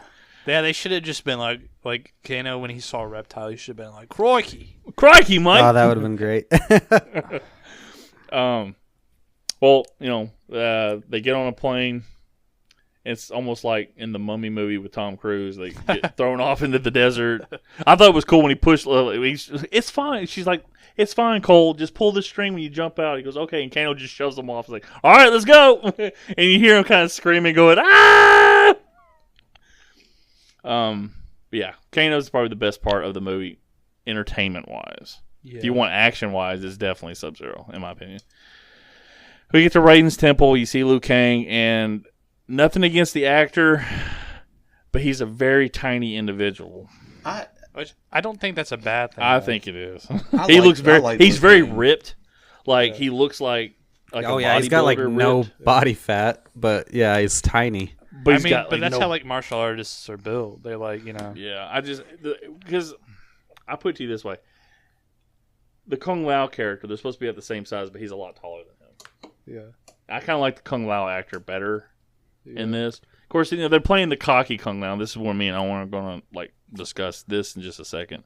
Where the Kung Lao's got kind of like the cocky attitude, like, "Oh yeah, I'm the champion, I'm the descendant, whatever." Yeah. Owen, do you want to talk about the MK2 Kung Lao? Okay. So I've always had this hang up about Kung Lao, in which they've never really been able to capture his MK2 kind of Story. not really story, but Personality. His vibe. Yeah, vibe. That's exactly it.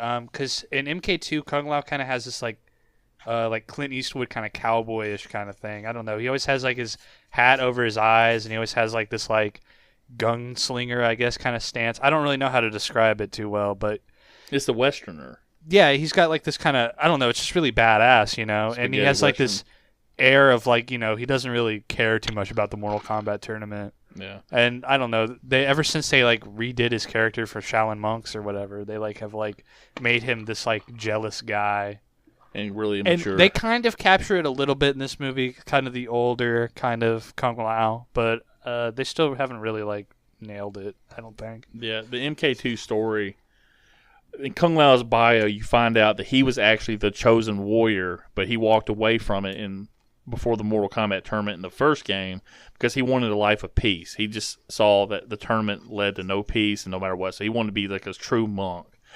When Mortal Kombat 2 come around, or after the first tournament, Liu Kang ended up being the victor. But that's when Shang Tsung attacked and killed all the Shaolin monks. Kung Lao came back and swore vengeance for them, but he was always kind of like a reluctant hero in the first couple Yeah, games. and that's cool, yeah.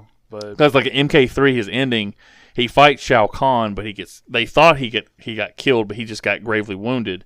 He actually used that as an excuse to leave and go live a life of solitude. Like no one knew he was alive. yeah. But Kung Lao and Shaolin monks and Ford is like, I should be the chosen one, not Liu Kang. Why is Liu Kang? He's So yeah, that's stupid. the kind of difference between the Kung Lao, the quote unquote timelines of Mortal Kombat. Yeah. And this one right here kind of has like the badass, but also quiet. But he's also like kind of cocky. Yeah, it's like a mix.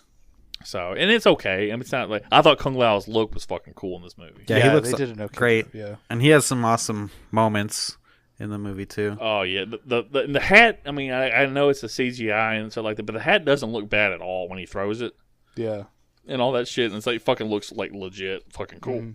Like I will say that other than the Goro CGI, the CGI in this movie is pretty fucking good. Yeah. About stuff like that. I wasn't a big fan of Goro in this movie. But, Some of the CGI of the kind of the temple or whatever they're in, them like that, I think looked kind of funky, but the actual CGI of Okay, the fights and everything was really well done. yeah, and I just remember the Taven part. When they go to Raiden's temple and they walk down the Hall of Champions, they have all the murals. There is a mural of Shao Kahn. You see him with his hammer. In the back back left corner of the painting, you see something kind of like spitting up blood, and that's supposed to be Onaga, the Dragon King from Deception. That's when Shao Kahn defeated him to become Emperor. Dope. There is a painting of a woman with a veil over her eyes and her husband, and she's burying two people. That is Dahlia from Armageddon, and that's Taven and Dagon being sealed away. That's the painting. I'm still so surprised that you can remember their names from I mean, Armageddon. I watched somebody do a playthrough not too long of the crypt, not crypt, but the conquest. The only Armageddon characters whose name I can remember is fucking Blaze and Tavon. Well, you shouldn't remember everybody because that's the Mortal Kombat trilogy of PS2. Well, I just mean characters that were introduced in Armageddon. Oh, gotcha. Blaze was introduced in Deadly Alliance. Blaze was introduced in Mortal Kombat 2, Cody. Piss off. As an official, Just kidding, Cody. character. I'm just kidding, Cody. Actually, Alongside the greatest Mortal Kombat character. Boba Fett's really Mocap. cool in the expanded universe. You guys can piss off. Mocap is fucking badass. Why didn't they put Mocap in this movie? Mocap's really Johnny Cage, okay? Yeah, Johnny Cage comes back in the next movie. He's just like Mocap. But there's two more murals. There's one of Goro ripping somebody in half, but there's also one of a bald dude with a headband. That's actually the great Kung Lao that defeated Shang Tsung like 500 years ago. Oh, he's great. So like, he's real great. And that's when Kung Lao says, "I'm the descendant of the great Kung Lao, champion of Mortal Kombat." And what happened was in that part, Outward had won 9 tournaments, and Kung Lao showed up, and the great Kung Lao defeated Shang Tsung, so it restarted the counter. The next tournament, Goro showed up and fucked up. I was gonna say fucked up, but he fucked Kung Lao. He fucked him so hard he killed him. He fucked Kung Lao so hard he made some sweet love, Shokan love. But no, he killed the great Kung Lao, so it started over. So in this movie, they really didn't touch on it, but Goro is a 9-time Mortal Kombat champion. And in this movie, they didn't really say it made it like Shang Tsung was like, "We're so honored to have Shokan blood. Like this is the first time you're fighting that's for what us." it felt like. Well, and what's weird to me is when they were showing like the pictures or whatever that kind of reference past tournaments, they showed a picture of Sub-Zero killing Scorpion. So was that supposed to be the end of a Mortal Kombat tournament before? No, I think that was just kind of like I don't know how they got. I mean, it was really terrible because Sub-Zero has long hair in that picture. I just want a memento of this moment. He's like, yeah, it's just a random thing. Owen talked about it, but when he takes the kunai and he gives it to Cole, he goes, "This kunai is your ancestors. I took it from him the day he died." It's like, you're not going to need this. And then Hanzo was already gone when he showed up. He's like, "Oh, here we go." Like Raiden just going around looting everything from the house. He's like, "Oh, I'm gonna take this. I'm gonna take the kunai." He grabs like a pocket watch off of him and shit. He's like an Elder Scrolls character. He's like, "I also got this Rolex, but it is mine." But he's also like Johnny Depp in Lone Ranger. He's like, trade. He puts something like shitty down, trade for something really nice. But yeah, so just skip through it. Shang Tsung shows up. Which the only cool thing about Shang Tsung in this movie is his eyes turn black when he's in Earth. which is really cool. When he just walks around, you see his eyes go completely black, like eyeball and pupil. And all I that. I never put two and two together that it's only on Earth when that happens. Yeah. Yeah, I didn't either until he mentioned it today. I mean, I've watched it 4 times, so I should know. But yeah, I thought that was kind of cool. But then he shows up trying to kill everybody, and it doesn't make any sense that he's there to kill people before the tournament at Raiden's fucking temple. And Raiden's like, enough! And then Raiden puts down a protective barrier, which like fucking just send them back to Outworld. You can quote unquote send everybody back anywhere, which is a thing I'll get into when Cole asks him. He goes, "Raiden, you can send anybody anywhere, right?" Fucking no, he can't. Raiden is powerless in other realms other than Earthrealm, but whatever.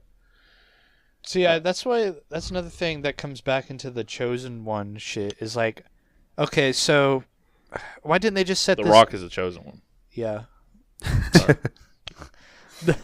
Okay, so why didn't they just set this fucking movie? Oh, it's like, okay, I'm sorry, whatever, Pat. bro. I'm sorry, Owen, go ahead. Okay, why didn't they just set this fucking movie during like the Mortal Kombat tournament? Well, this movie is kind of like a prequel to the tournament. Yeah, but they could have just I don't know. It The just writer doesn't make- says, and I don't know if this is him like, oh yeah, this is totally my plan, but he said that this movie is, think of it like Mortal Kombat 0. Like this is the lead up to the tournament. The second movie is the tournament, and the third movie in his trilogy is post tournament. Yeah. So, And I don't- then and this is just saying something. everyone will get their own movie. Oh God, no. Then every tournament will get its own movie. Yeah, but I think it's like this movie, like you have so many characters, and we talked about this before at work, Owen. Yeah. They went from 0 to like Avengers team up already, but none of these characters are strong enough to have their own movie, so you weren't able to set it up. So you got to know every character and all the backstories and stuff like that. They had to cram all this into an hour and 50 minutes. So there's some things that like they do really well, and the things they do really shitty. It's like, well, you know what? You could have took the shitty shit, but expanded on other things and made that better. But like I said, it's hindsight. I mean, I'm not gonna sit there and judge them because I do love the things they got right. Well, and So then there is a basis of a good like story here. which serves even more reason as to why they shouldn't have forced a completely original character into the film, because Yeah, but that's not them though. That's Warner well, I know Brothers. that's the studio doing it. because but that's still a detriment to the film, Oh yeah, without a regardless. doubt. The studio wants to make money, but they wanted a character they could control, is what they said. But Like, we want. why would they even want that if it's like what are they gonna do? Slap him on a fucking T-shirt? Like who cares about fucking Cole Young? Oh, I totally. Yeah. I understand what you're saying. I'm just saying Yeah. like this is what they had to work with. Like okay, Yeah, let's make them least offensive. Yeah. well, I'm sure So there if are he people showed up out with there- Johnny Cage's powers, how pissed off would everybody be? I'm sure there are people out there now that are like, well, they need to put Cole Young in Mortal Kombat 11 because he's actually kind of awesome. He needs to Cody, be. don't say anything. They might actually do he needs that. to be in the Combat Pack 3. As Yeah, long he as, might long as actually Smoke do that, and don't- Reptile get added to it, then whatever. They can do whatever else. But yeah, You can use his plot armor, bro. You don't like that? I love the plot armor. No, I just like I said, when it comes right down to it, if they had made Cole Young like super badass and overpowered, like the studio probably wanted, and he just kicked all the characters' asses, That would have been lame. it'd been really fucked up, and everybody would have been pissed off. So I mean, they made him like, okay, he's the main character, he can kill Goro, And that's it. But yeah, like so literally, like let's make him least offensive. Yeah. That's what it felt like to me. So that's why I don't hate the character as much as I could have hated it. Well, Because if he showed up with like Ermac's powers or like Smoke's powers, like, oh yeah, we just replaced him with this just character. smokes Like, a who in bunch the of fuck weed. would, like, oh, he's actually Johnny Cage, but he's gonna be Asian now. We're gonna change his name. How pissed off everybody be? the character's Yeah. still made for lame moments, like at the end, in the final fight at the end. Like that's not what I wanted as a Mortal Kombat fan. I didn't want to see Cole and Scorpion versus Sub-Zero. That's lame as fuck. They had an opportunity when Cole went to try and save his family out of the ice. I was fully expecting like Sub-Zero to like kill him or something from behind, and then Scorpion would step up. Fucking and kill Cody's just like Sub-Zero. bloodthirsty. Kill him! Fucking kill him! But now we get another movie with lame ass Cole Young in it. So And I agree. Yeah. I 100% agree with you guys. I'm just saying it could be a lot worse. Like, it could have been a lot worse for what the studio probably wanted with him in the original script. So, like I said, them toning him down like this, like I said, he got fucked up by everybody and killed Goro with a fucking knife in his hands. Like, so he had to have fucking help. And I don't like how they did Goro in this movie, but beggars can't be choosers, and I got Scorpion and Sub-Zero. Yeah. Well done, like a hamburger. So, so I don't like Cole Young as a character. I think Louis Tan's a pretty good actor. Yeah. I wish they had given him something else. Like maybe he could have been Kenshi if they put Kenshi in the movie.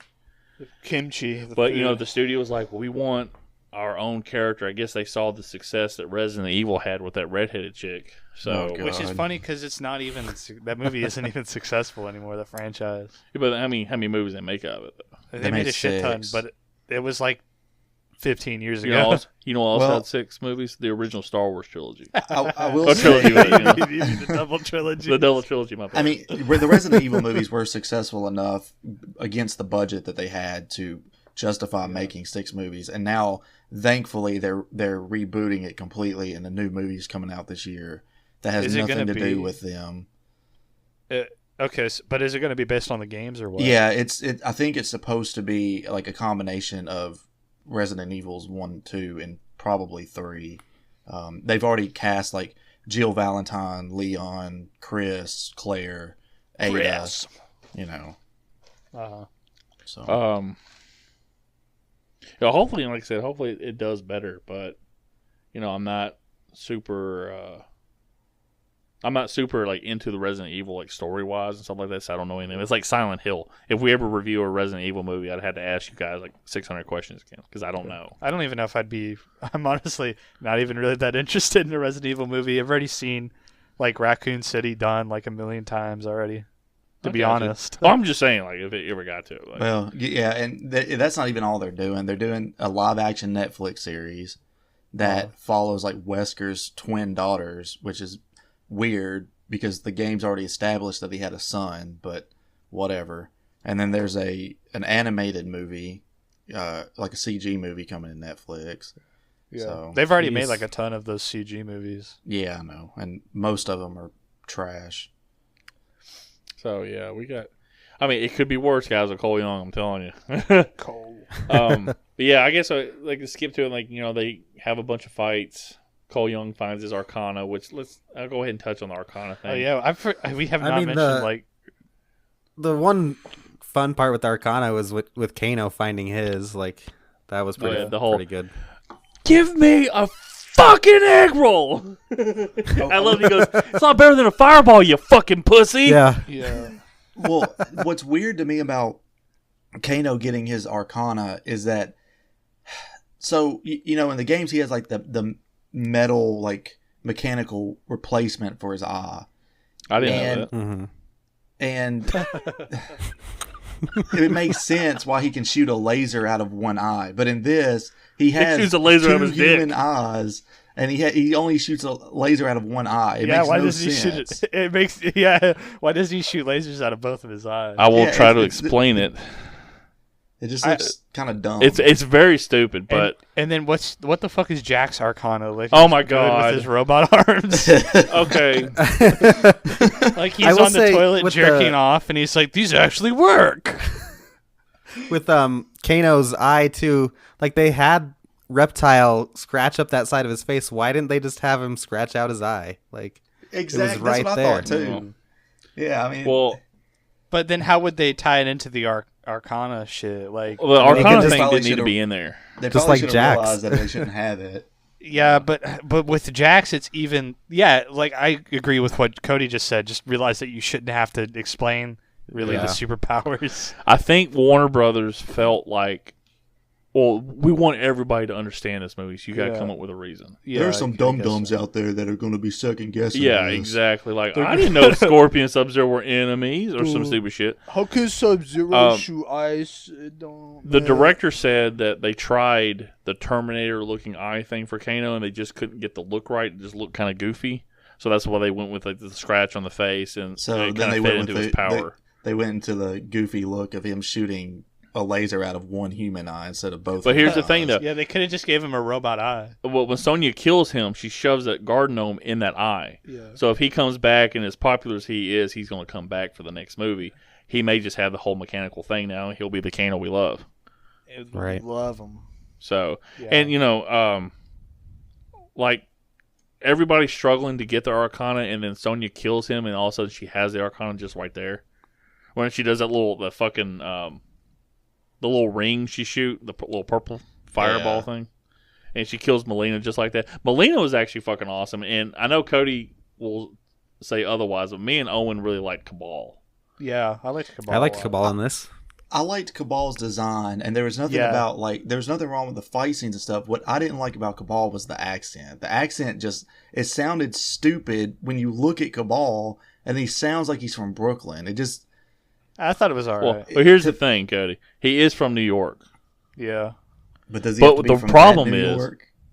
Yeah, but here's... Well, I don't think anybody from New York has, like, a normal accent. Compared to us, Cody, me and you sound like we're from Alabama, dude. Let's not even fucking talk. Like, I don't know, Jenny. I think you should go home to Alabama. He looks awesome, and then he's got this dumbass accent. In my opinion, the problem I have with the accent is, okay, the guy who plays him physically is Australian, but the voice they use is played by an actor who's also Australian. So it's an Australian trying to be a New Yorker. Doing the accent, which is just hilarious. Yeah, it is kind of off. I was fine with the accent itself, but it is kind of played up a little too much. It's like when I do my Australian accent. All right, mate, come on in. Come on in, you fucking pack ahead. I got the traffic over here. here. Fucking can't. Come on. But he also, and there's a couple things that someone noticed online doing the Easter eggs. He has the NYPD police badge on his thing from when he was a cop in his backstory. And of course, his arms are all fucked up and like burned up because he was burned alive, so that's pretty character accurate. Yeah. And of course, at least they had the backstory between him and Kano, which was cool. Yeah. So his design was really dope. I wanted it in a game, and his fucking power, him doing the fast shit was fucking awesome. Yeah. Dude. Like, oh god, and he was actually funny when he cut Liu Kang's arm. He was like, "Oh, I'm sorry, did I cut you? I'm sorry." he's like really actually concerned. Oh, I'm sorry, shit. I'm sorry, did I cut you, dude? I'm so Are sorry. You okay. I think your cat's about to use the other litter box. Good. I don't think we mentioned it yet. Don't shit in there. You want to call her name? Stella. Stella. You fucking bitch. I'm gonna throw something at you. Owen has a spare cat staying in his house because he has a new impromptu roommate, and his cat's going in the other cat's litter box going, "What's going on in here?" She's like, some shit I can eat. Oh, God. Delicioso. Oh, God. Your litter box is in there, dummy. But going back to the Cabal Kano thing. Yeah, go ahead, Cody. What I was going to say, I don't know if we already passed this moment, but did y'all catch I'm sure Lance caught it, but did y'all catch the reference to the original Shang Tsung actor? Yeah, is it where he's like, your soul is mine? Your solar. Your solar. Yeah, I fucked up. I couldn't remember what this quote was. Well, it's better than the line Cabal goes, "He's about to get his soul sucked. I love to scream before." Yeah. I remember when he said that, I was like, he's about to get his dick sucked. I love to scream. And then they have the intercut of that YouTube guy goes, and he moaned this loud. Oh! I just love the image of Kung Lao with his dick out, like he's about to get sucked, and he's just screaming bloody murder. That's why Shang Tsung has his hair tied up in a bow. He doesn't want to get his hair in the way. He's like, don't do it. The soul sucking in cock sucking. Yes, the soul sucking in this movie was fucking terrible looking. He turns into the mummy. Sorry, go ahead, Cody. I thought it was all right. I mean, look, you're not going to top worse. the Shang Tsung from the... Oh, it could be worse, but you're not going to top Shang Tsung from the original movie. Why did they suck Kung Lao's little soul cock anyway? They're just trying to kill him off like he does in all the games. That's fucking stupid. It's really Kung Lao. Yeah, and Raiden's just like, I ain't got time for that. They have Kung Lao look, really freaking badass with the flawless victory, and then he's just easily, taken care of by... Oh, yeah. How did you guys feel about the quotes, by the way? Which one? What do you mean? Like when they're like, fatality. And Kano wins. Yeah. How did you feel about that? I thought Kano's was a little more natural feeling. Like when he goes, "Kano wins, you fucking beauty." I thought that was kind of cool. And then everything else kind of felt forced. It was really cheesy, kind of. Yeah. I agree with Lance. The Kano one's the only one that really worked. Yeah, The rest of it's like cringe. It's like ugh, even the Kano one. It's still the Kano one's still eye rolling, but it fits his character for it to be eye rolling. Right. The thing exactly. is, though, he's looking at Sonya and Cole Young when he does. He goes, Kano wins. Like, Yeah. look what I fucking got. And they're like, you fucking idiot. But everybody else is just kind of like looking at the screen, going, fatality or flawless victory. Yeah, that's exactly it. Because like, okay, so he does it to Sonya and Cole, and they're like, "Oh, you're so fucking stupid." But then like all the other like serious characters turn around and they're like, double victory, flawless. Which is true. This is very true. That stuff was. It kind of forced them in again. You're trying to get all the video game nods. I get it. So it's kind of cool. I can forgive it. It's not like Spider-Man 3 bad. We're going to, let's say, because we're not really going beat by beat anymore. yeah. Going to the car wash. Going to the car wash. Like I said, Rico was kind of stupid. Jax getting his arms. Okay, first off, Jax losing his arms was cool. Them giving him the C-3PO from Star Wars Episode 1 arms. His really tiny little arms when he's punching the thing. That was kind of cool, and he's always like, they just don't work anymore. I can't even. Touch And at that point, if you wanted to go full cheese, they should have had him quote Marlon Brando. Goes, I could have been a contender, Stella. But when he gets the Arcana and all of his arms show up as like RoboCop, it doesn't make any sense. So Like, where in the fuck did the metal parts So come that from? was his Arcana that he gets a beefy robot His arm. metal arms. Yes. That's Like, would that that's have so been his dumb. Arcana if he hadn't lost his arms? Yeah, I guess. Well, maybe his Arcana was like, I regrew all my hair. I'm not bald anymore. Yeah. I mean, I would be jealous of that power, but man, I just thought that was kind of weird. And he's just like, oh, I can pick up this big rock. So he went from C-3PO, Star Wars Episode 1, to RoboCop with his arms. And then, and the one thing I'll say, like, the two really big, egregious departures from the game when it comes to story-wise, what's wrong? I don't know if you want to charge that or not. Where are we at? 17%. How much? 17%. Oh, fuck. Okay, yeah. Let me get my charger out. No, but, like, Sonya and Kano's relationship, she's supposed to hate Kano because he killed her partner, and he's a criminal. I'm a criminal. But, like, there's no mention of Goro killing the Great Kung Lao or Kung Lao wanting to get revenge on Goro. And then Shang Tsung is the one that absorbed the soul of the Great Kung Lao after Goro killed him.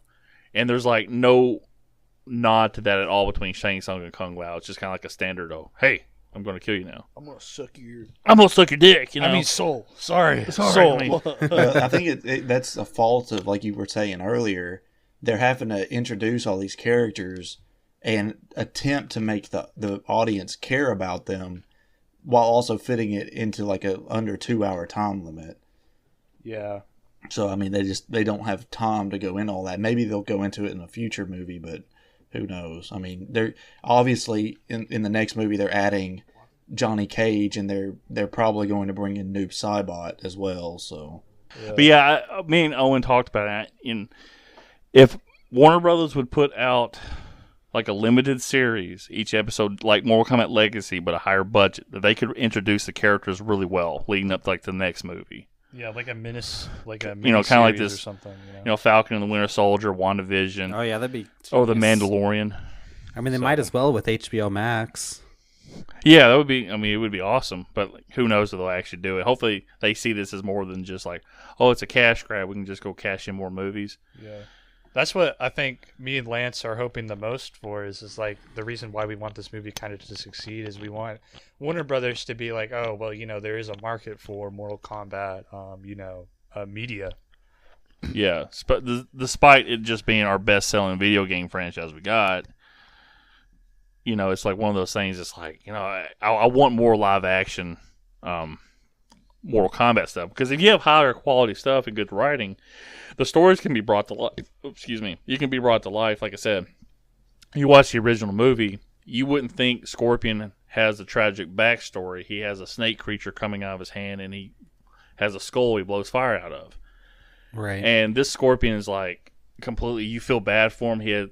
The most emotional part of the movie his family getting killed, and then when he sees Cole Young's family frozen, he has that flashback, and his eyes get all big. The actor's incredible as Scorpion. But, yeah, so you wouldn't have saw all that. You wouldn't have saw, like, Sub-Zero's a fucking badass. Like, I mean, in this movie, like, he's evil and all that shit, but he is a complete badass. He doesn't show any fear. Even when he's getting blown with fire, he's still crawling, or walking towards Hanzo. And even when he's dying, he rips his mask off, but he shuts the MMA cage instead of trying to leave. He just shuts it, and he goes like for the Lin Kuei and tries to attack him again. So, I mean, Sub-Zero is a complete badass in this movie, in my opinion. And I thought the actor was great who played him. So, I concur. Yeah. Let's see here. We concur. We concur. All the fighting happened. All the bad guys get kind of dispatched. And it's not really climactic until Sub-Zero shows up, and this when Cole Young shows up. And it's pretty funny that Sub-Zero is frozen the entire MMA arena like that quickly. Like, he goes in and it's like, damn, man, it looks like fucking the North Pole. But it's because he beat one off before they got there. It's all over the walls. Shit. oh god, I'm sorry. I He's love like, I gotta fight in a little while. Oh well. But like you kind of find out Cole Young is a descendant of Scorpion, and it's funny when they're fighting in the cage. My girlfriend was like, when they were fighting in the cage and like all three of them were like swinging around, they should have just went "Olé!" Like it was like a Spanish like bullfight thing. And I'm like, that's pretty good. I like that. Okay, all the good guys win, but Cole has to go save his family. It's really funny that the kunai that Cole gets, the Scorpion, still has Scorpion's blood on it, even though it's like 400 years old. Yeah, you think it'd be like brown or like maybe. Yeah, it's still like red. I'm like, okay, I can, whatever. But they have that really. When Scorpion shot the spear through Sub-Zero's arm, and it did the little opening beats of the old Mortal Kombat music, dun dun dun dun, almost sounds like Ace Ventura too. But I got fucking goosebumps, and I've watched it 4 times. I'm like, oh fuck, there's Scorpion. And then the one thing he says in English, "Get over here." I have been studying I've been studying English. I've been for 400 during years. my time in the Netherrealm. But yeah, had a really cool thing, really cool fight. I thought not as great as the opening scene, but it's still like probably the second best part of the movie is the ending fight. Yeah. And then they ruin it with Cole Young getting involved. Yeah, and it's funny when he shot the spear, Cole Young threw it in Sub-Zero's chest, but then Cole Young went straight up Brock Lesnar F5 and threw Sub-Zero into the air, and then Scorpion kind of jerked the spear and did that. I didn't like the toasty finisher when Scorpion just took off his mask and blew fire out of his mouth. Toasty. You kind of really? saw his skull illuminating from his mouth, like his teeth. But it's supposed to be like take off the mask and there's the skull. It wouldn't have worked in this movie, but to me, that's just how I felt. I liked how they did it with this. I mean, that's something we also didn't really touch on is the fatalities in this movie. A lot of them, if not all of them, are callbacks to actual fatalities from the game. Right. Yes, very, very much so. And like I said, the first movie was hamstrung because it was PG-13. They couldn't do like fatalities and all that other shit like that. But yeah, so we get to it. Raiden says, "We got to find more champions." And what's really cool when Shang Tsung shows up and he says, and it's really weird because in the trailer it sounded like Scorpion's voice when Scorpion goes, "No matter how many people you put in the ground," it's actually Shang Tsung saying it in the movie. And he says, "Death is just another portal." And you see the cloud absorbing Goro, who I didn't touch on but got killed by Cole Young, which was kind of stupid. The smoke absorbing Goro and Bihan. So it kind of hints to like Sub-Zero coming back as Noob Saibot, hopefully in the next movie because Goro comes back as Kintaro. Oh god, he's like, I look like a cat now. I painted him like a cat. He's different now. I look like a cat. He What just the hell? he just comes back with like the crappy like cat face paint you get at the fair or something. Yeah. Like a little bit on his nose. That's it. Yeah. Oh god, that'd be like oof. But yeah, Goro, him getting killed by Cole kind of sucked. And the funny thing was, he smacked Cole's wife away when she, tried to kill him or stab him with an axe. I'm like, if Goro hit her, she should be dead. This is fucking Goro, 9-time champion of Mortal Kombat. Nine he's- time. Well, actually, he's never been. been to Mortal Kombat in this movie now. I guess you're right. Yeah, So I did think it was kind of cool when his arm was broke. He snapped it back into place. He's like, "Rrr." But I like Goro in the original movie better. I also thought, I mean, he was smart too when Cole tries to be sneaky with the mirror in the barn, but Goro's just like, I'm just taking down this wall of the barn. That was fucking awesome because he's like, "Boom, boom, motherfucker." And there was one funny part because, he sounds kind of like, ferocious. He goes, "Now I rip out your spine." When Cole's on top of him, hitting him, he's like, "Get off me." He says it real quick, too. Just like a normal human. I'm like, get off me! Wow. In that moment, I was like, yes, please rip his spine out. that would be like, Cody's like, "Come on." He's like jumping up and down on the couch. Fucking kill him. And then when he dies, it's like, damn it. And Goro in the original movie, I'll touch on that real quick. It was a animatronic puppet that was controlled by 16 people, and the whole thing that was the way it was put. I think it was like actually put together by Jim Henson's company, but it cost $1 million back in 1995 to make that whole thing and to work it. So I understand why they made Goro like completely CGI in this movie because it's just been cheaper than doing like practical effect for that.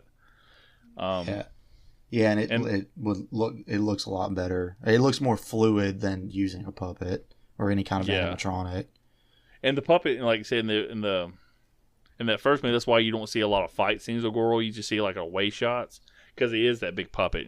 They were working with limitations, but that movie was well shot. So I didn't mention this yet, but my wife's little brother, he's a big Mortal Kombat fan, and he got he had cancer and got a Make-A-Wish thing and decided he wanted to go to Netherrealm Studios. And so we got to go with them, and they had that puppet there in Netherrealm Studios. And it was really cool. We also got to meet Ed Boon. And this was right before, or I guess not right before, but before Mortal Kombat X came out. We got to play it while they were testing it. And everything. Did you? Awesome. This is fucking crazy. I remember him telling me about this. Yeah, it's like we went through this whole movie, and Alex was like, "Yeah, it's whatever." Didn't even think about it. Alex is like, I was on the production team with MKX. It's no big deal. Yeah, I did some voice acting for some minor characters in the story. I'm Reptile. I'm also Sub-Zero because I look Chinese. They thought it worked. What was Ed Boon like? He was really nice. He's wearing like a sweater and stuff. He was just not even dressed up or anything, You should have said to him, "Release Combat Pack 3, motherfucker." Ed Boon's like, "I'm wearing a sweater. It's Chicago. It's really cold." So, I remember asking Alex a bunch of questions. It was like, "Alex, is this character there?" It was cold, though. Alex, it was like "I'm not gonna February in spoil it." Chicago.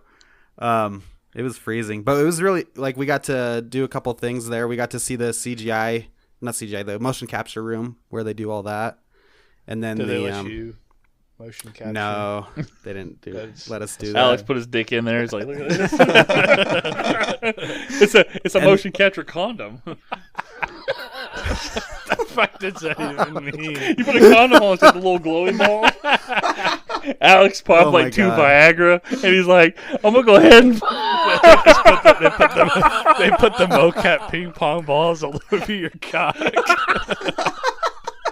the worst part is all guys doing it. Alex is like, "It's really hard to keep a boner here, guys." And then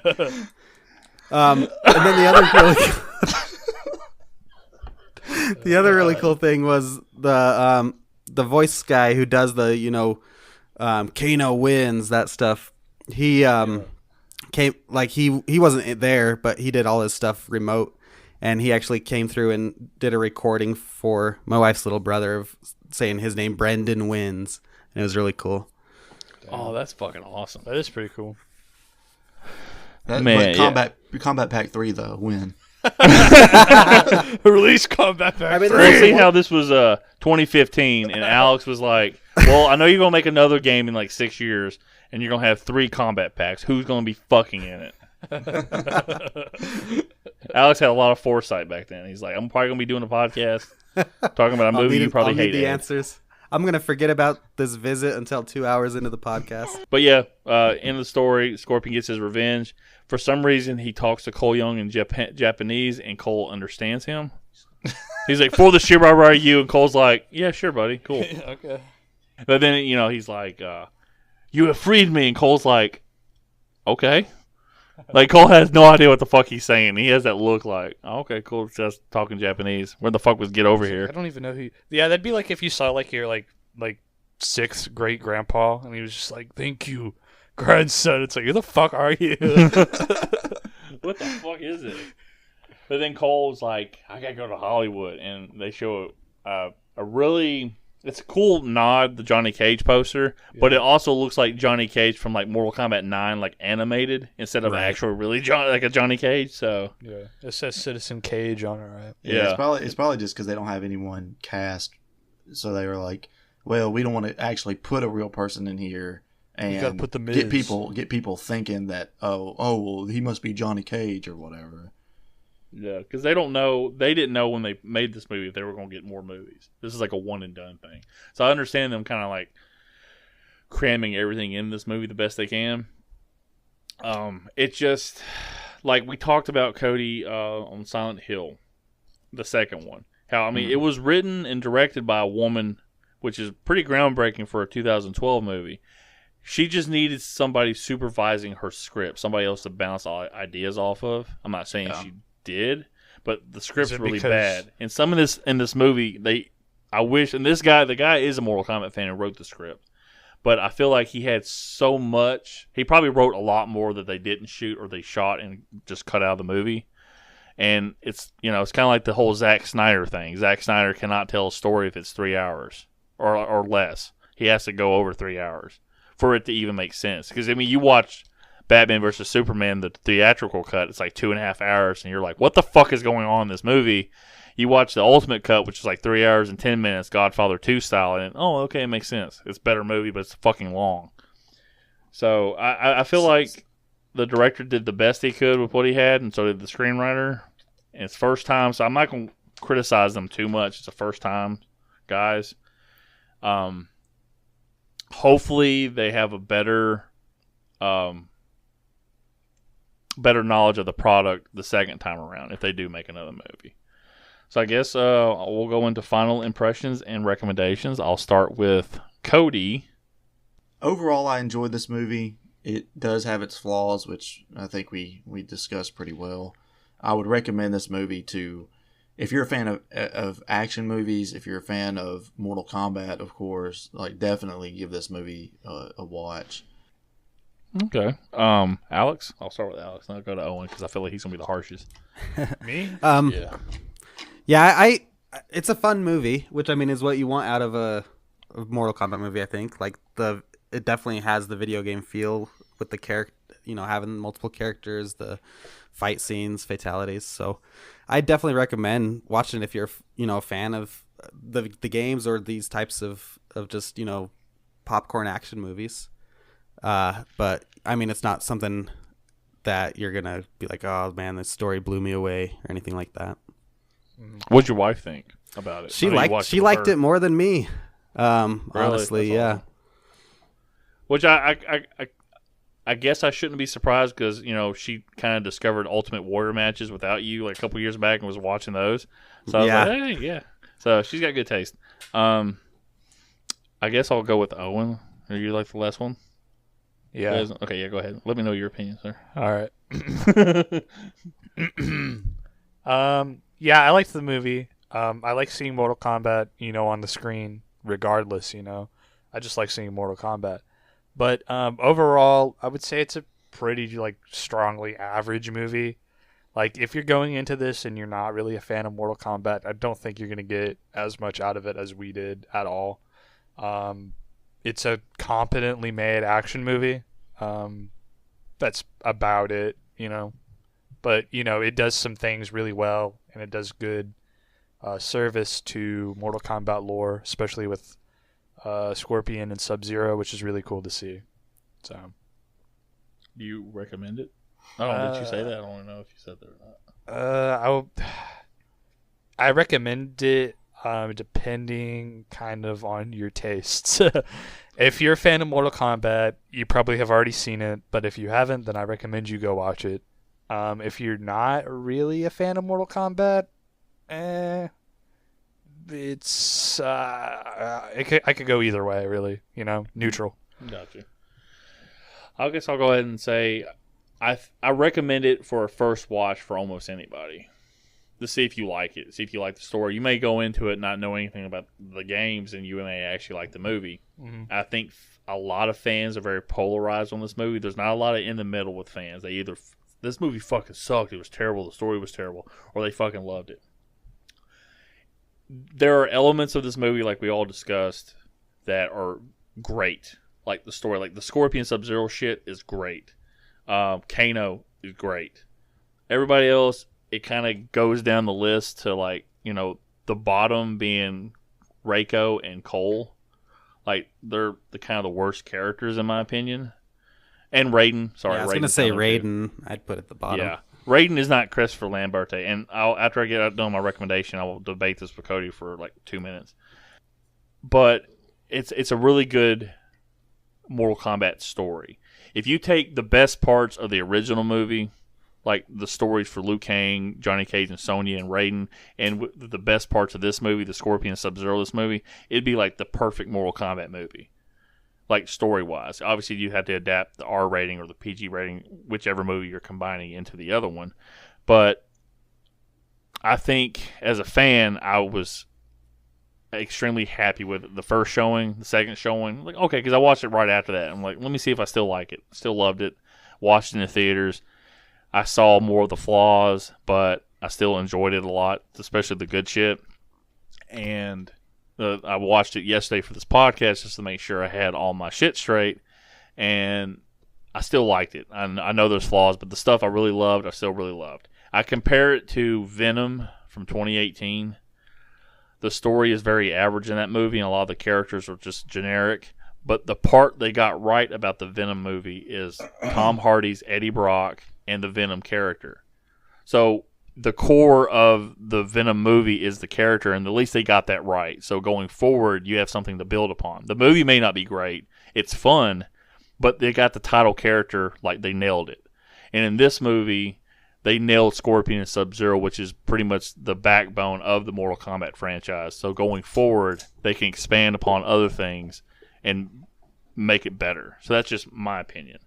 But I do recommend it for everybody to watch at least one time. And if you're a Mortal Kombat fan, go into it with an open mind. Don't sit there and expect Mortal Kombat's 1 through 4 in cinematic mode, or MK9 the reboot, or MKX or MK11, that cinematic shit. If you want that, just go back and play the games and watch the cutscenes.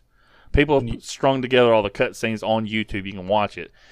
It's going to be different if Hollywood gets their hands on it, no matter what. And this isn't like this movie. Make sure you go into it with arms wide open. Yes, with Creed. Under the sun. So, real quick before we go, Cody, Welcome to what do you not this like about podcast. Raiden in the original movie? Okay, so and we've discussed this after I watched the movie, and it's probably just hindsight of how I know Raiden now, but I don't like. He's like weirdly cocky and sort of a dickhead, really, to people. It as someone who is like supposed to be like a god over Earthrealm and helping these fighters like win the tournament and all that, it just doesn't fit very well. Plus, I don't really like Christopher Lambert's voice that much either. It doesn't really fit the character. Okay, I can see that. I will counter it by this. Even Ed Boon and John Tobias were surprised with the Highlander being cast as Raiden. That they were, like, well, he's a Japanese thing. But the thing is, though, if you look at the first 3 games, the first 2 games that Raiden's in, you see his eyes, but he doesn't look Japanese. There's no nationality. There's no really personality. The first game, he's there to destroy all the mortals, and then they retcon the story in the second game as Earthrealm's protector. So they brought him in, and then the way they wrote the character, they bring in the Highlander.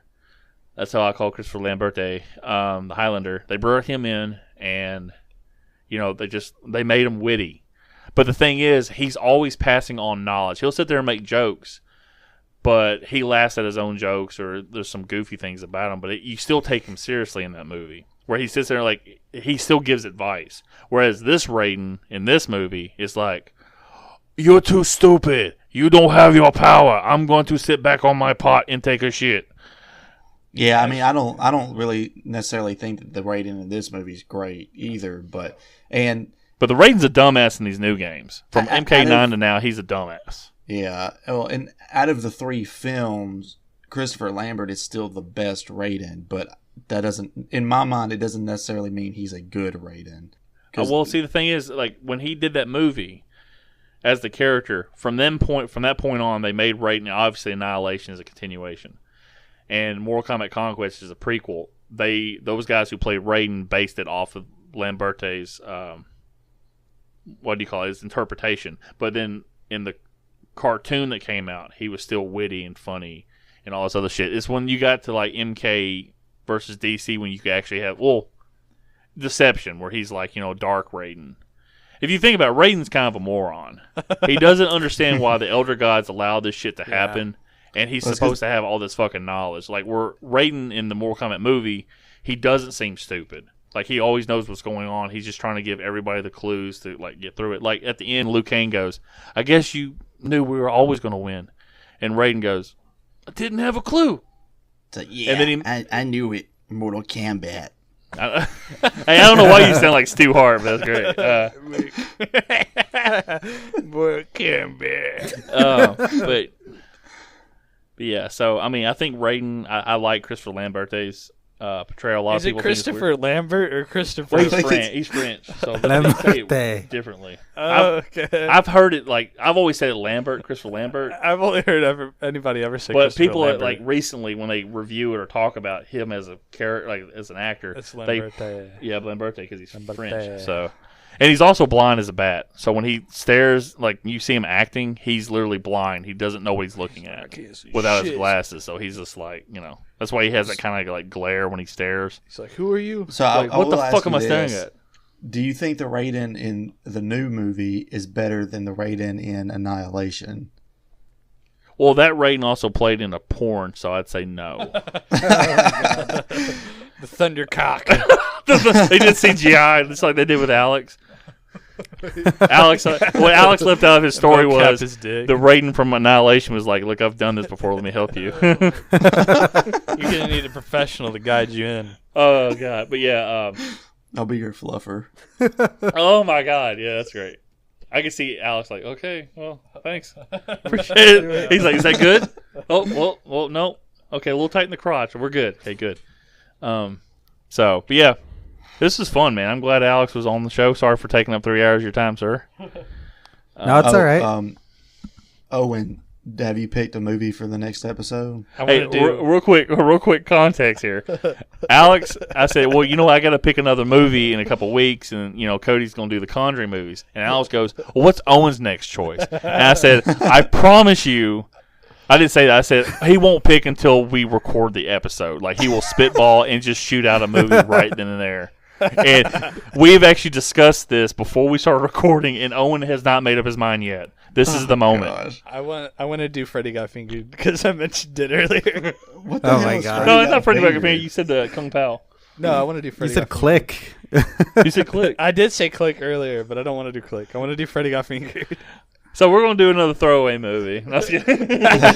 it's a. You either love Tom that movie Green or you movie. hate it. Yeah, Yeah. You either like it or you hate it, and I want to see So- if you guys hate it or not. So we're gonna do Freddy Got Fingered. But yeah, this was fun, Alex. Thank you for joining us once again. Yeah, thanks for having me. Maybe we'll get your brother on here eventually one day. Yeah, and Cody, I don't know. Cody should ever invite his one friend to join on the show. Carrie. I have a few friends. Okay, Cody. Let's not get too greedy with it. All right. I was over here cracking up like silently. He's like, he goes, "You got him good, boy."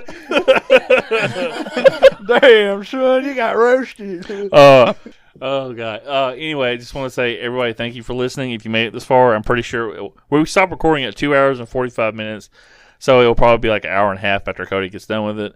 Yep. So everyone, thank you for listening, and finish him. The silence was so fucking. It was so tense. There wasn't much of a silence. I'm like, finish him. You're like, You could have cut that shit with the. It was so, but it felt like a minute of silence had passed between me laughing and you saying things. It was like 10 seconds. Your light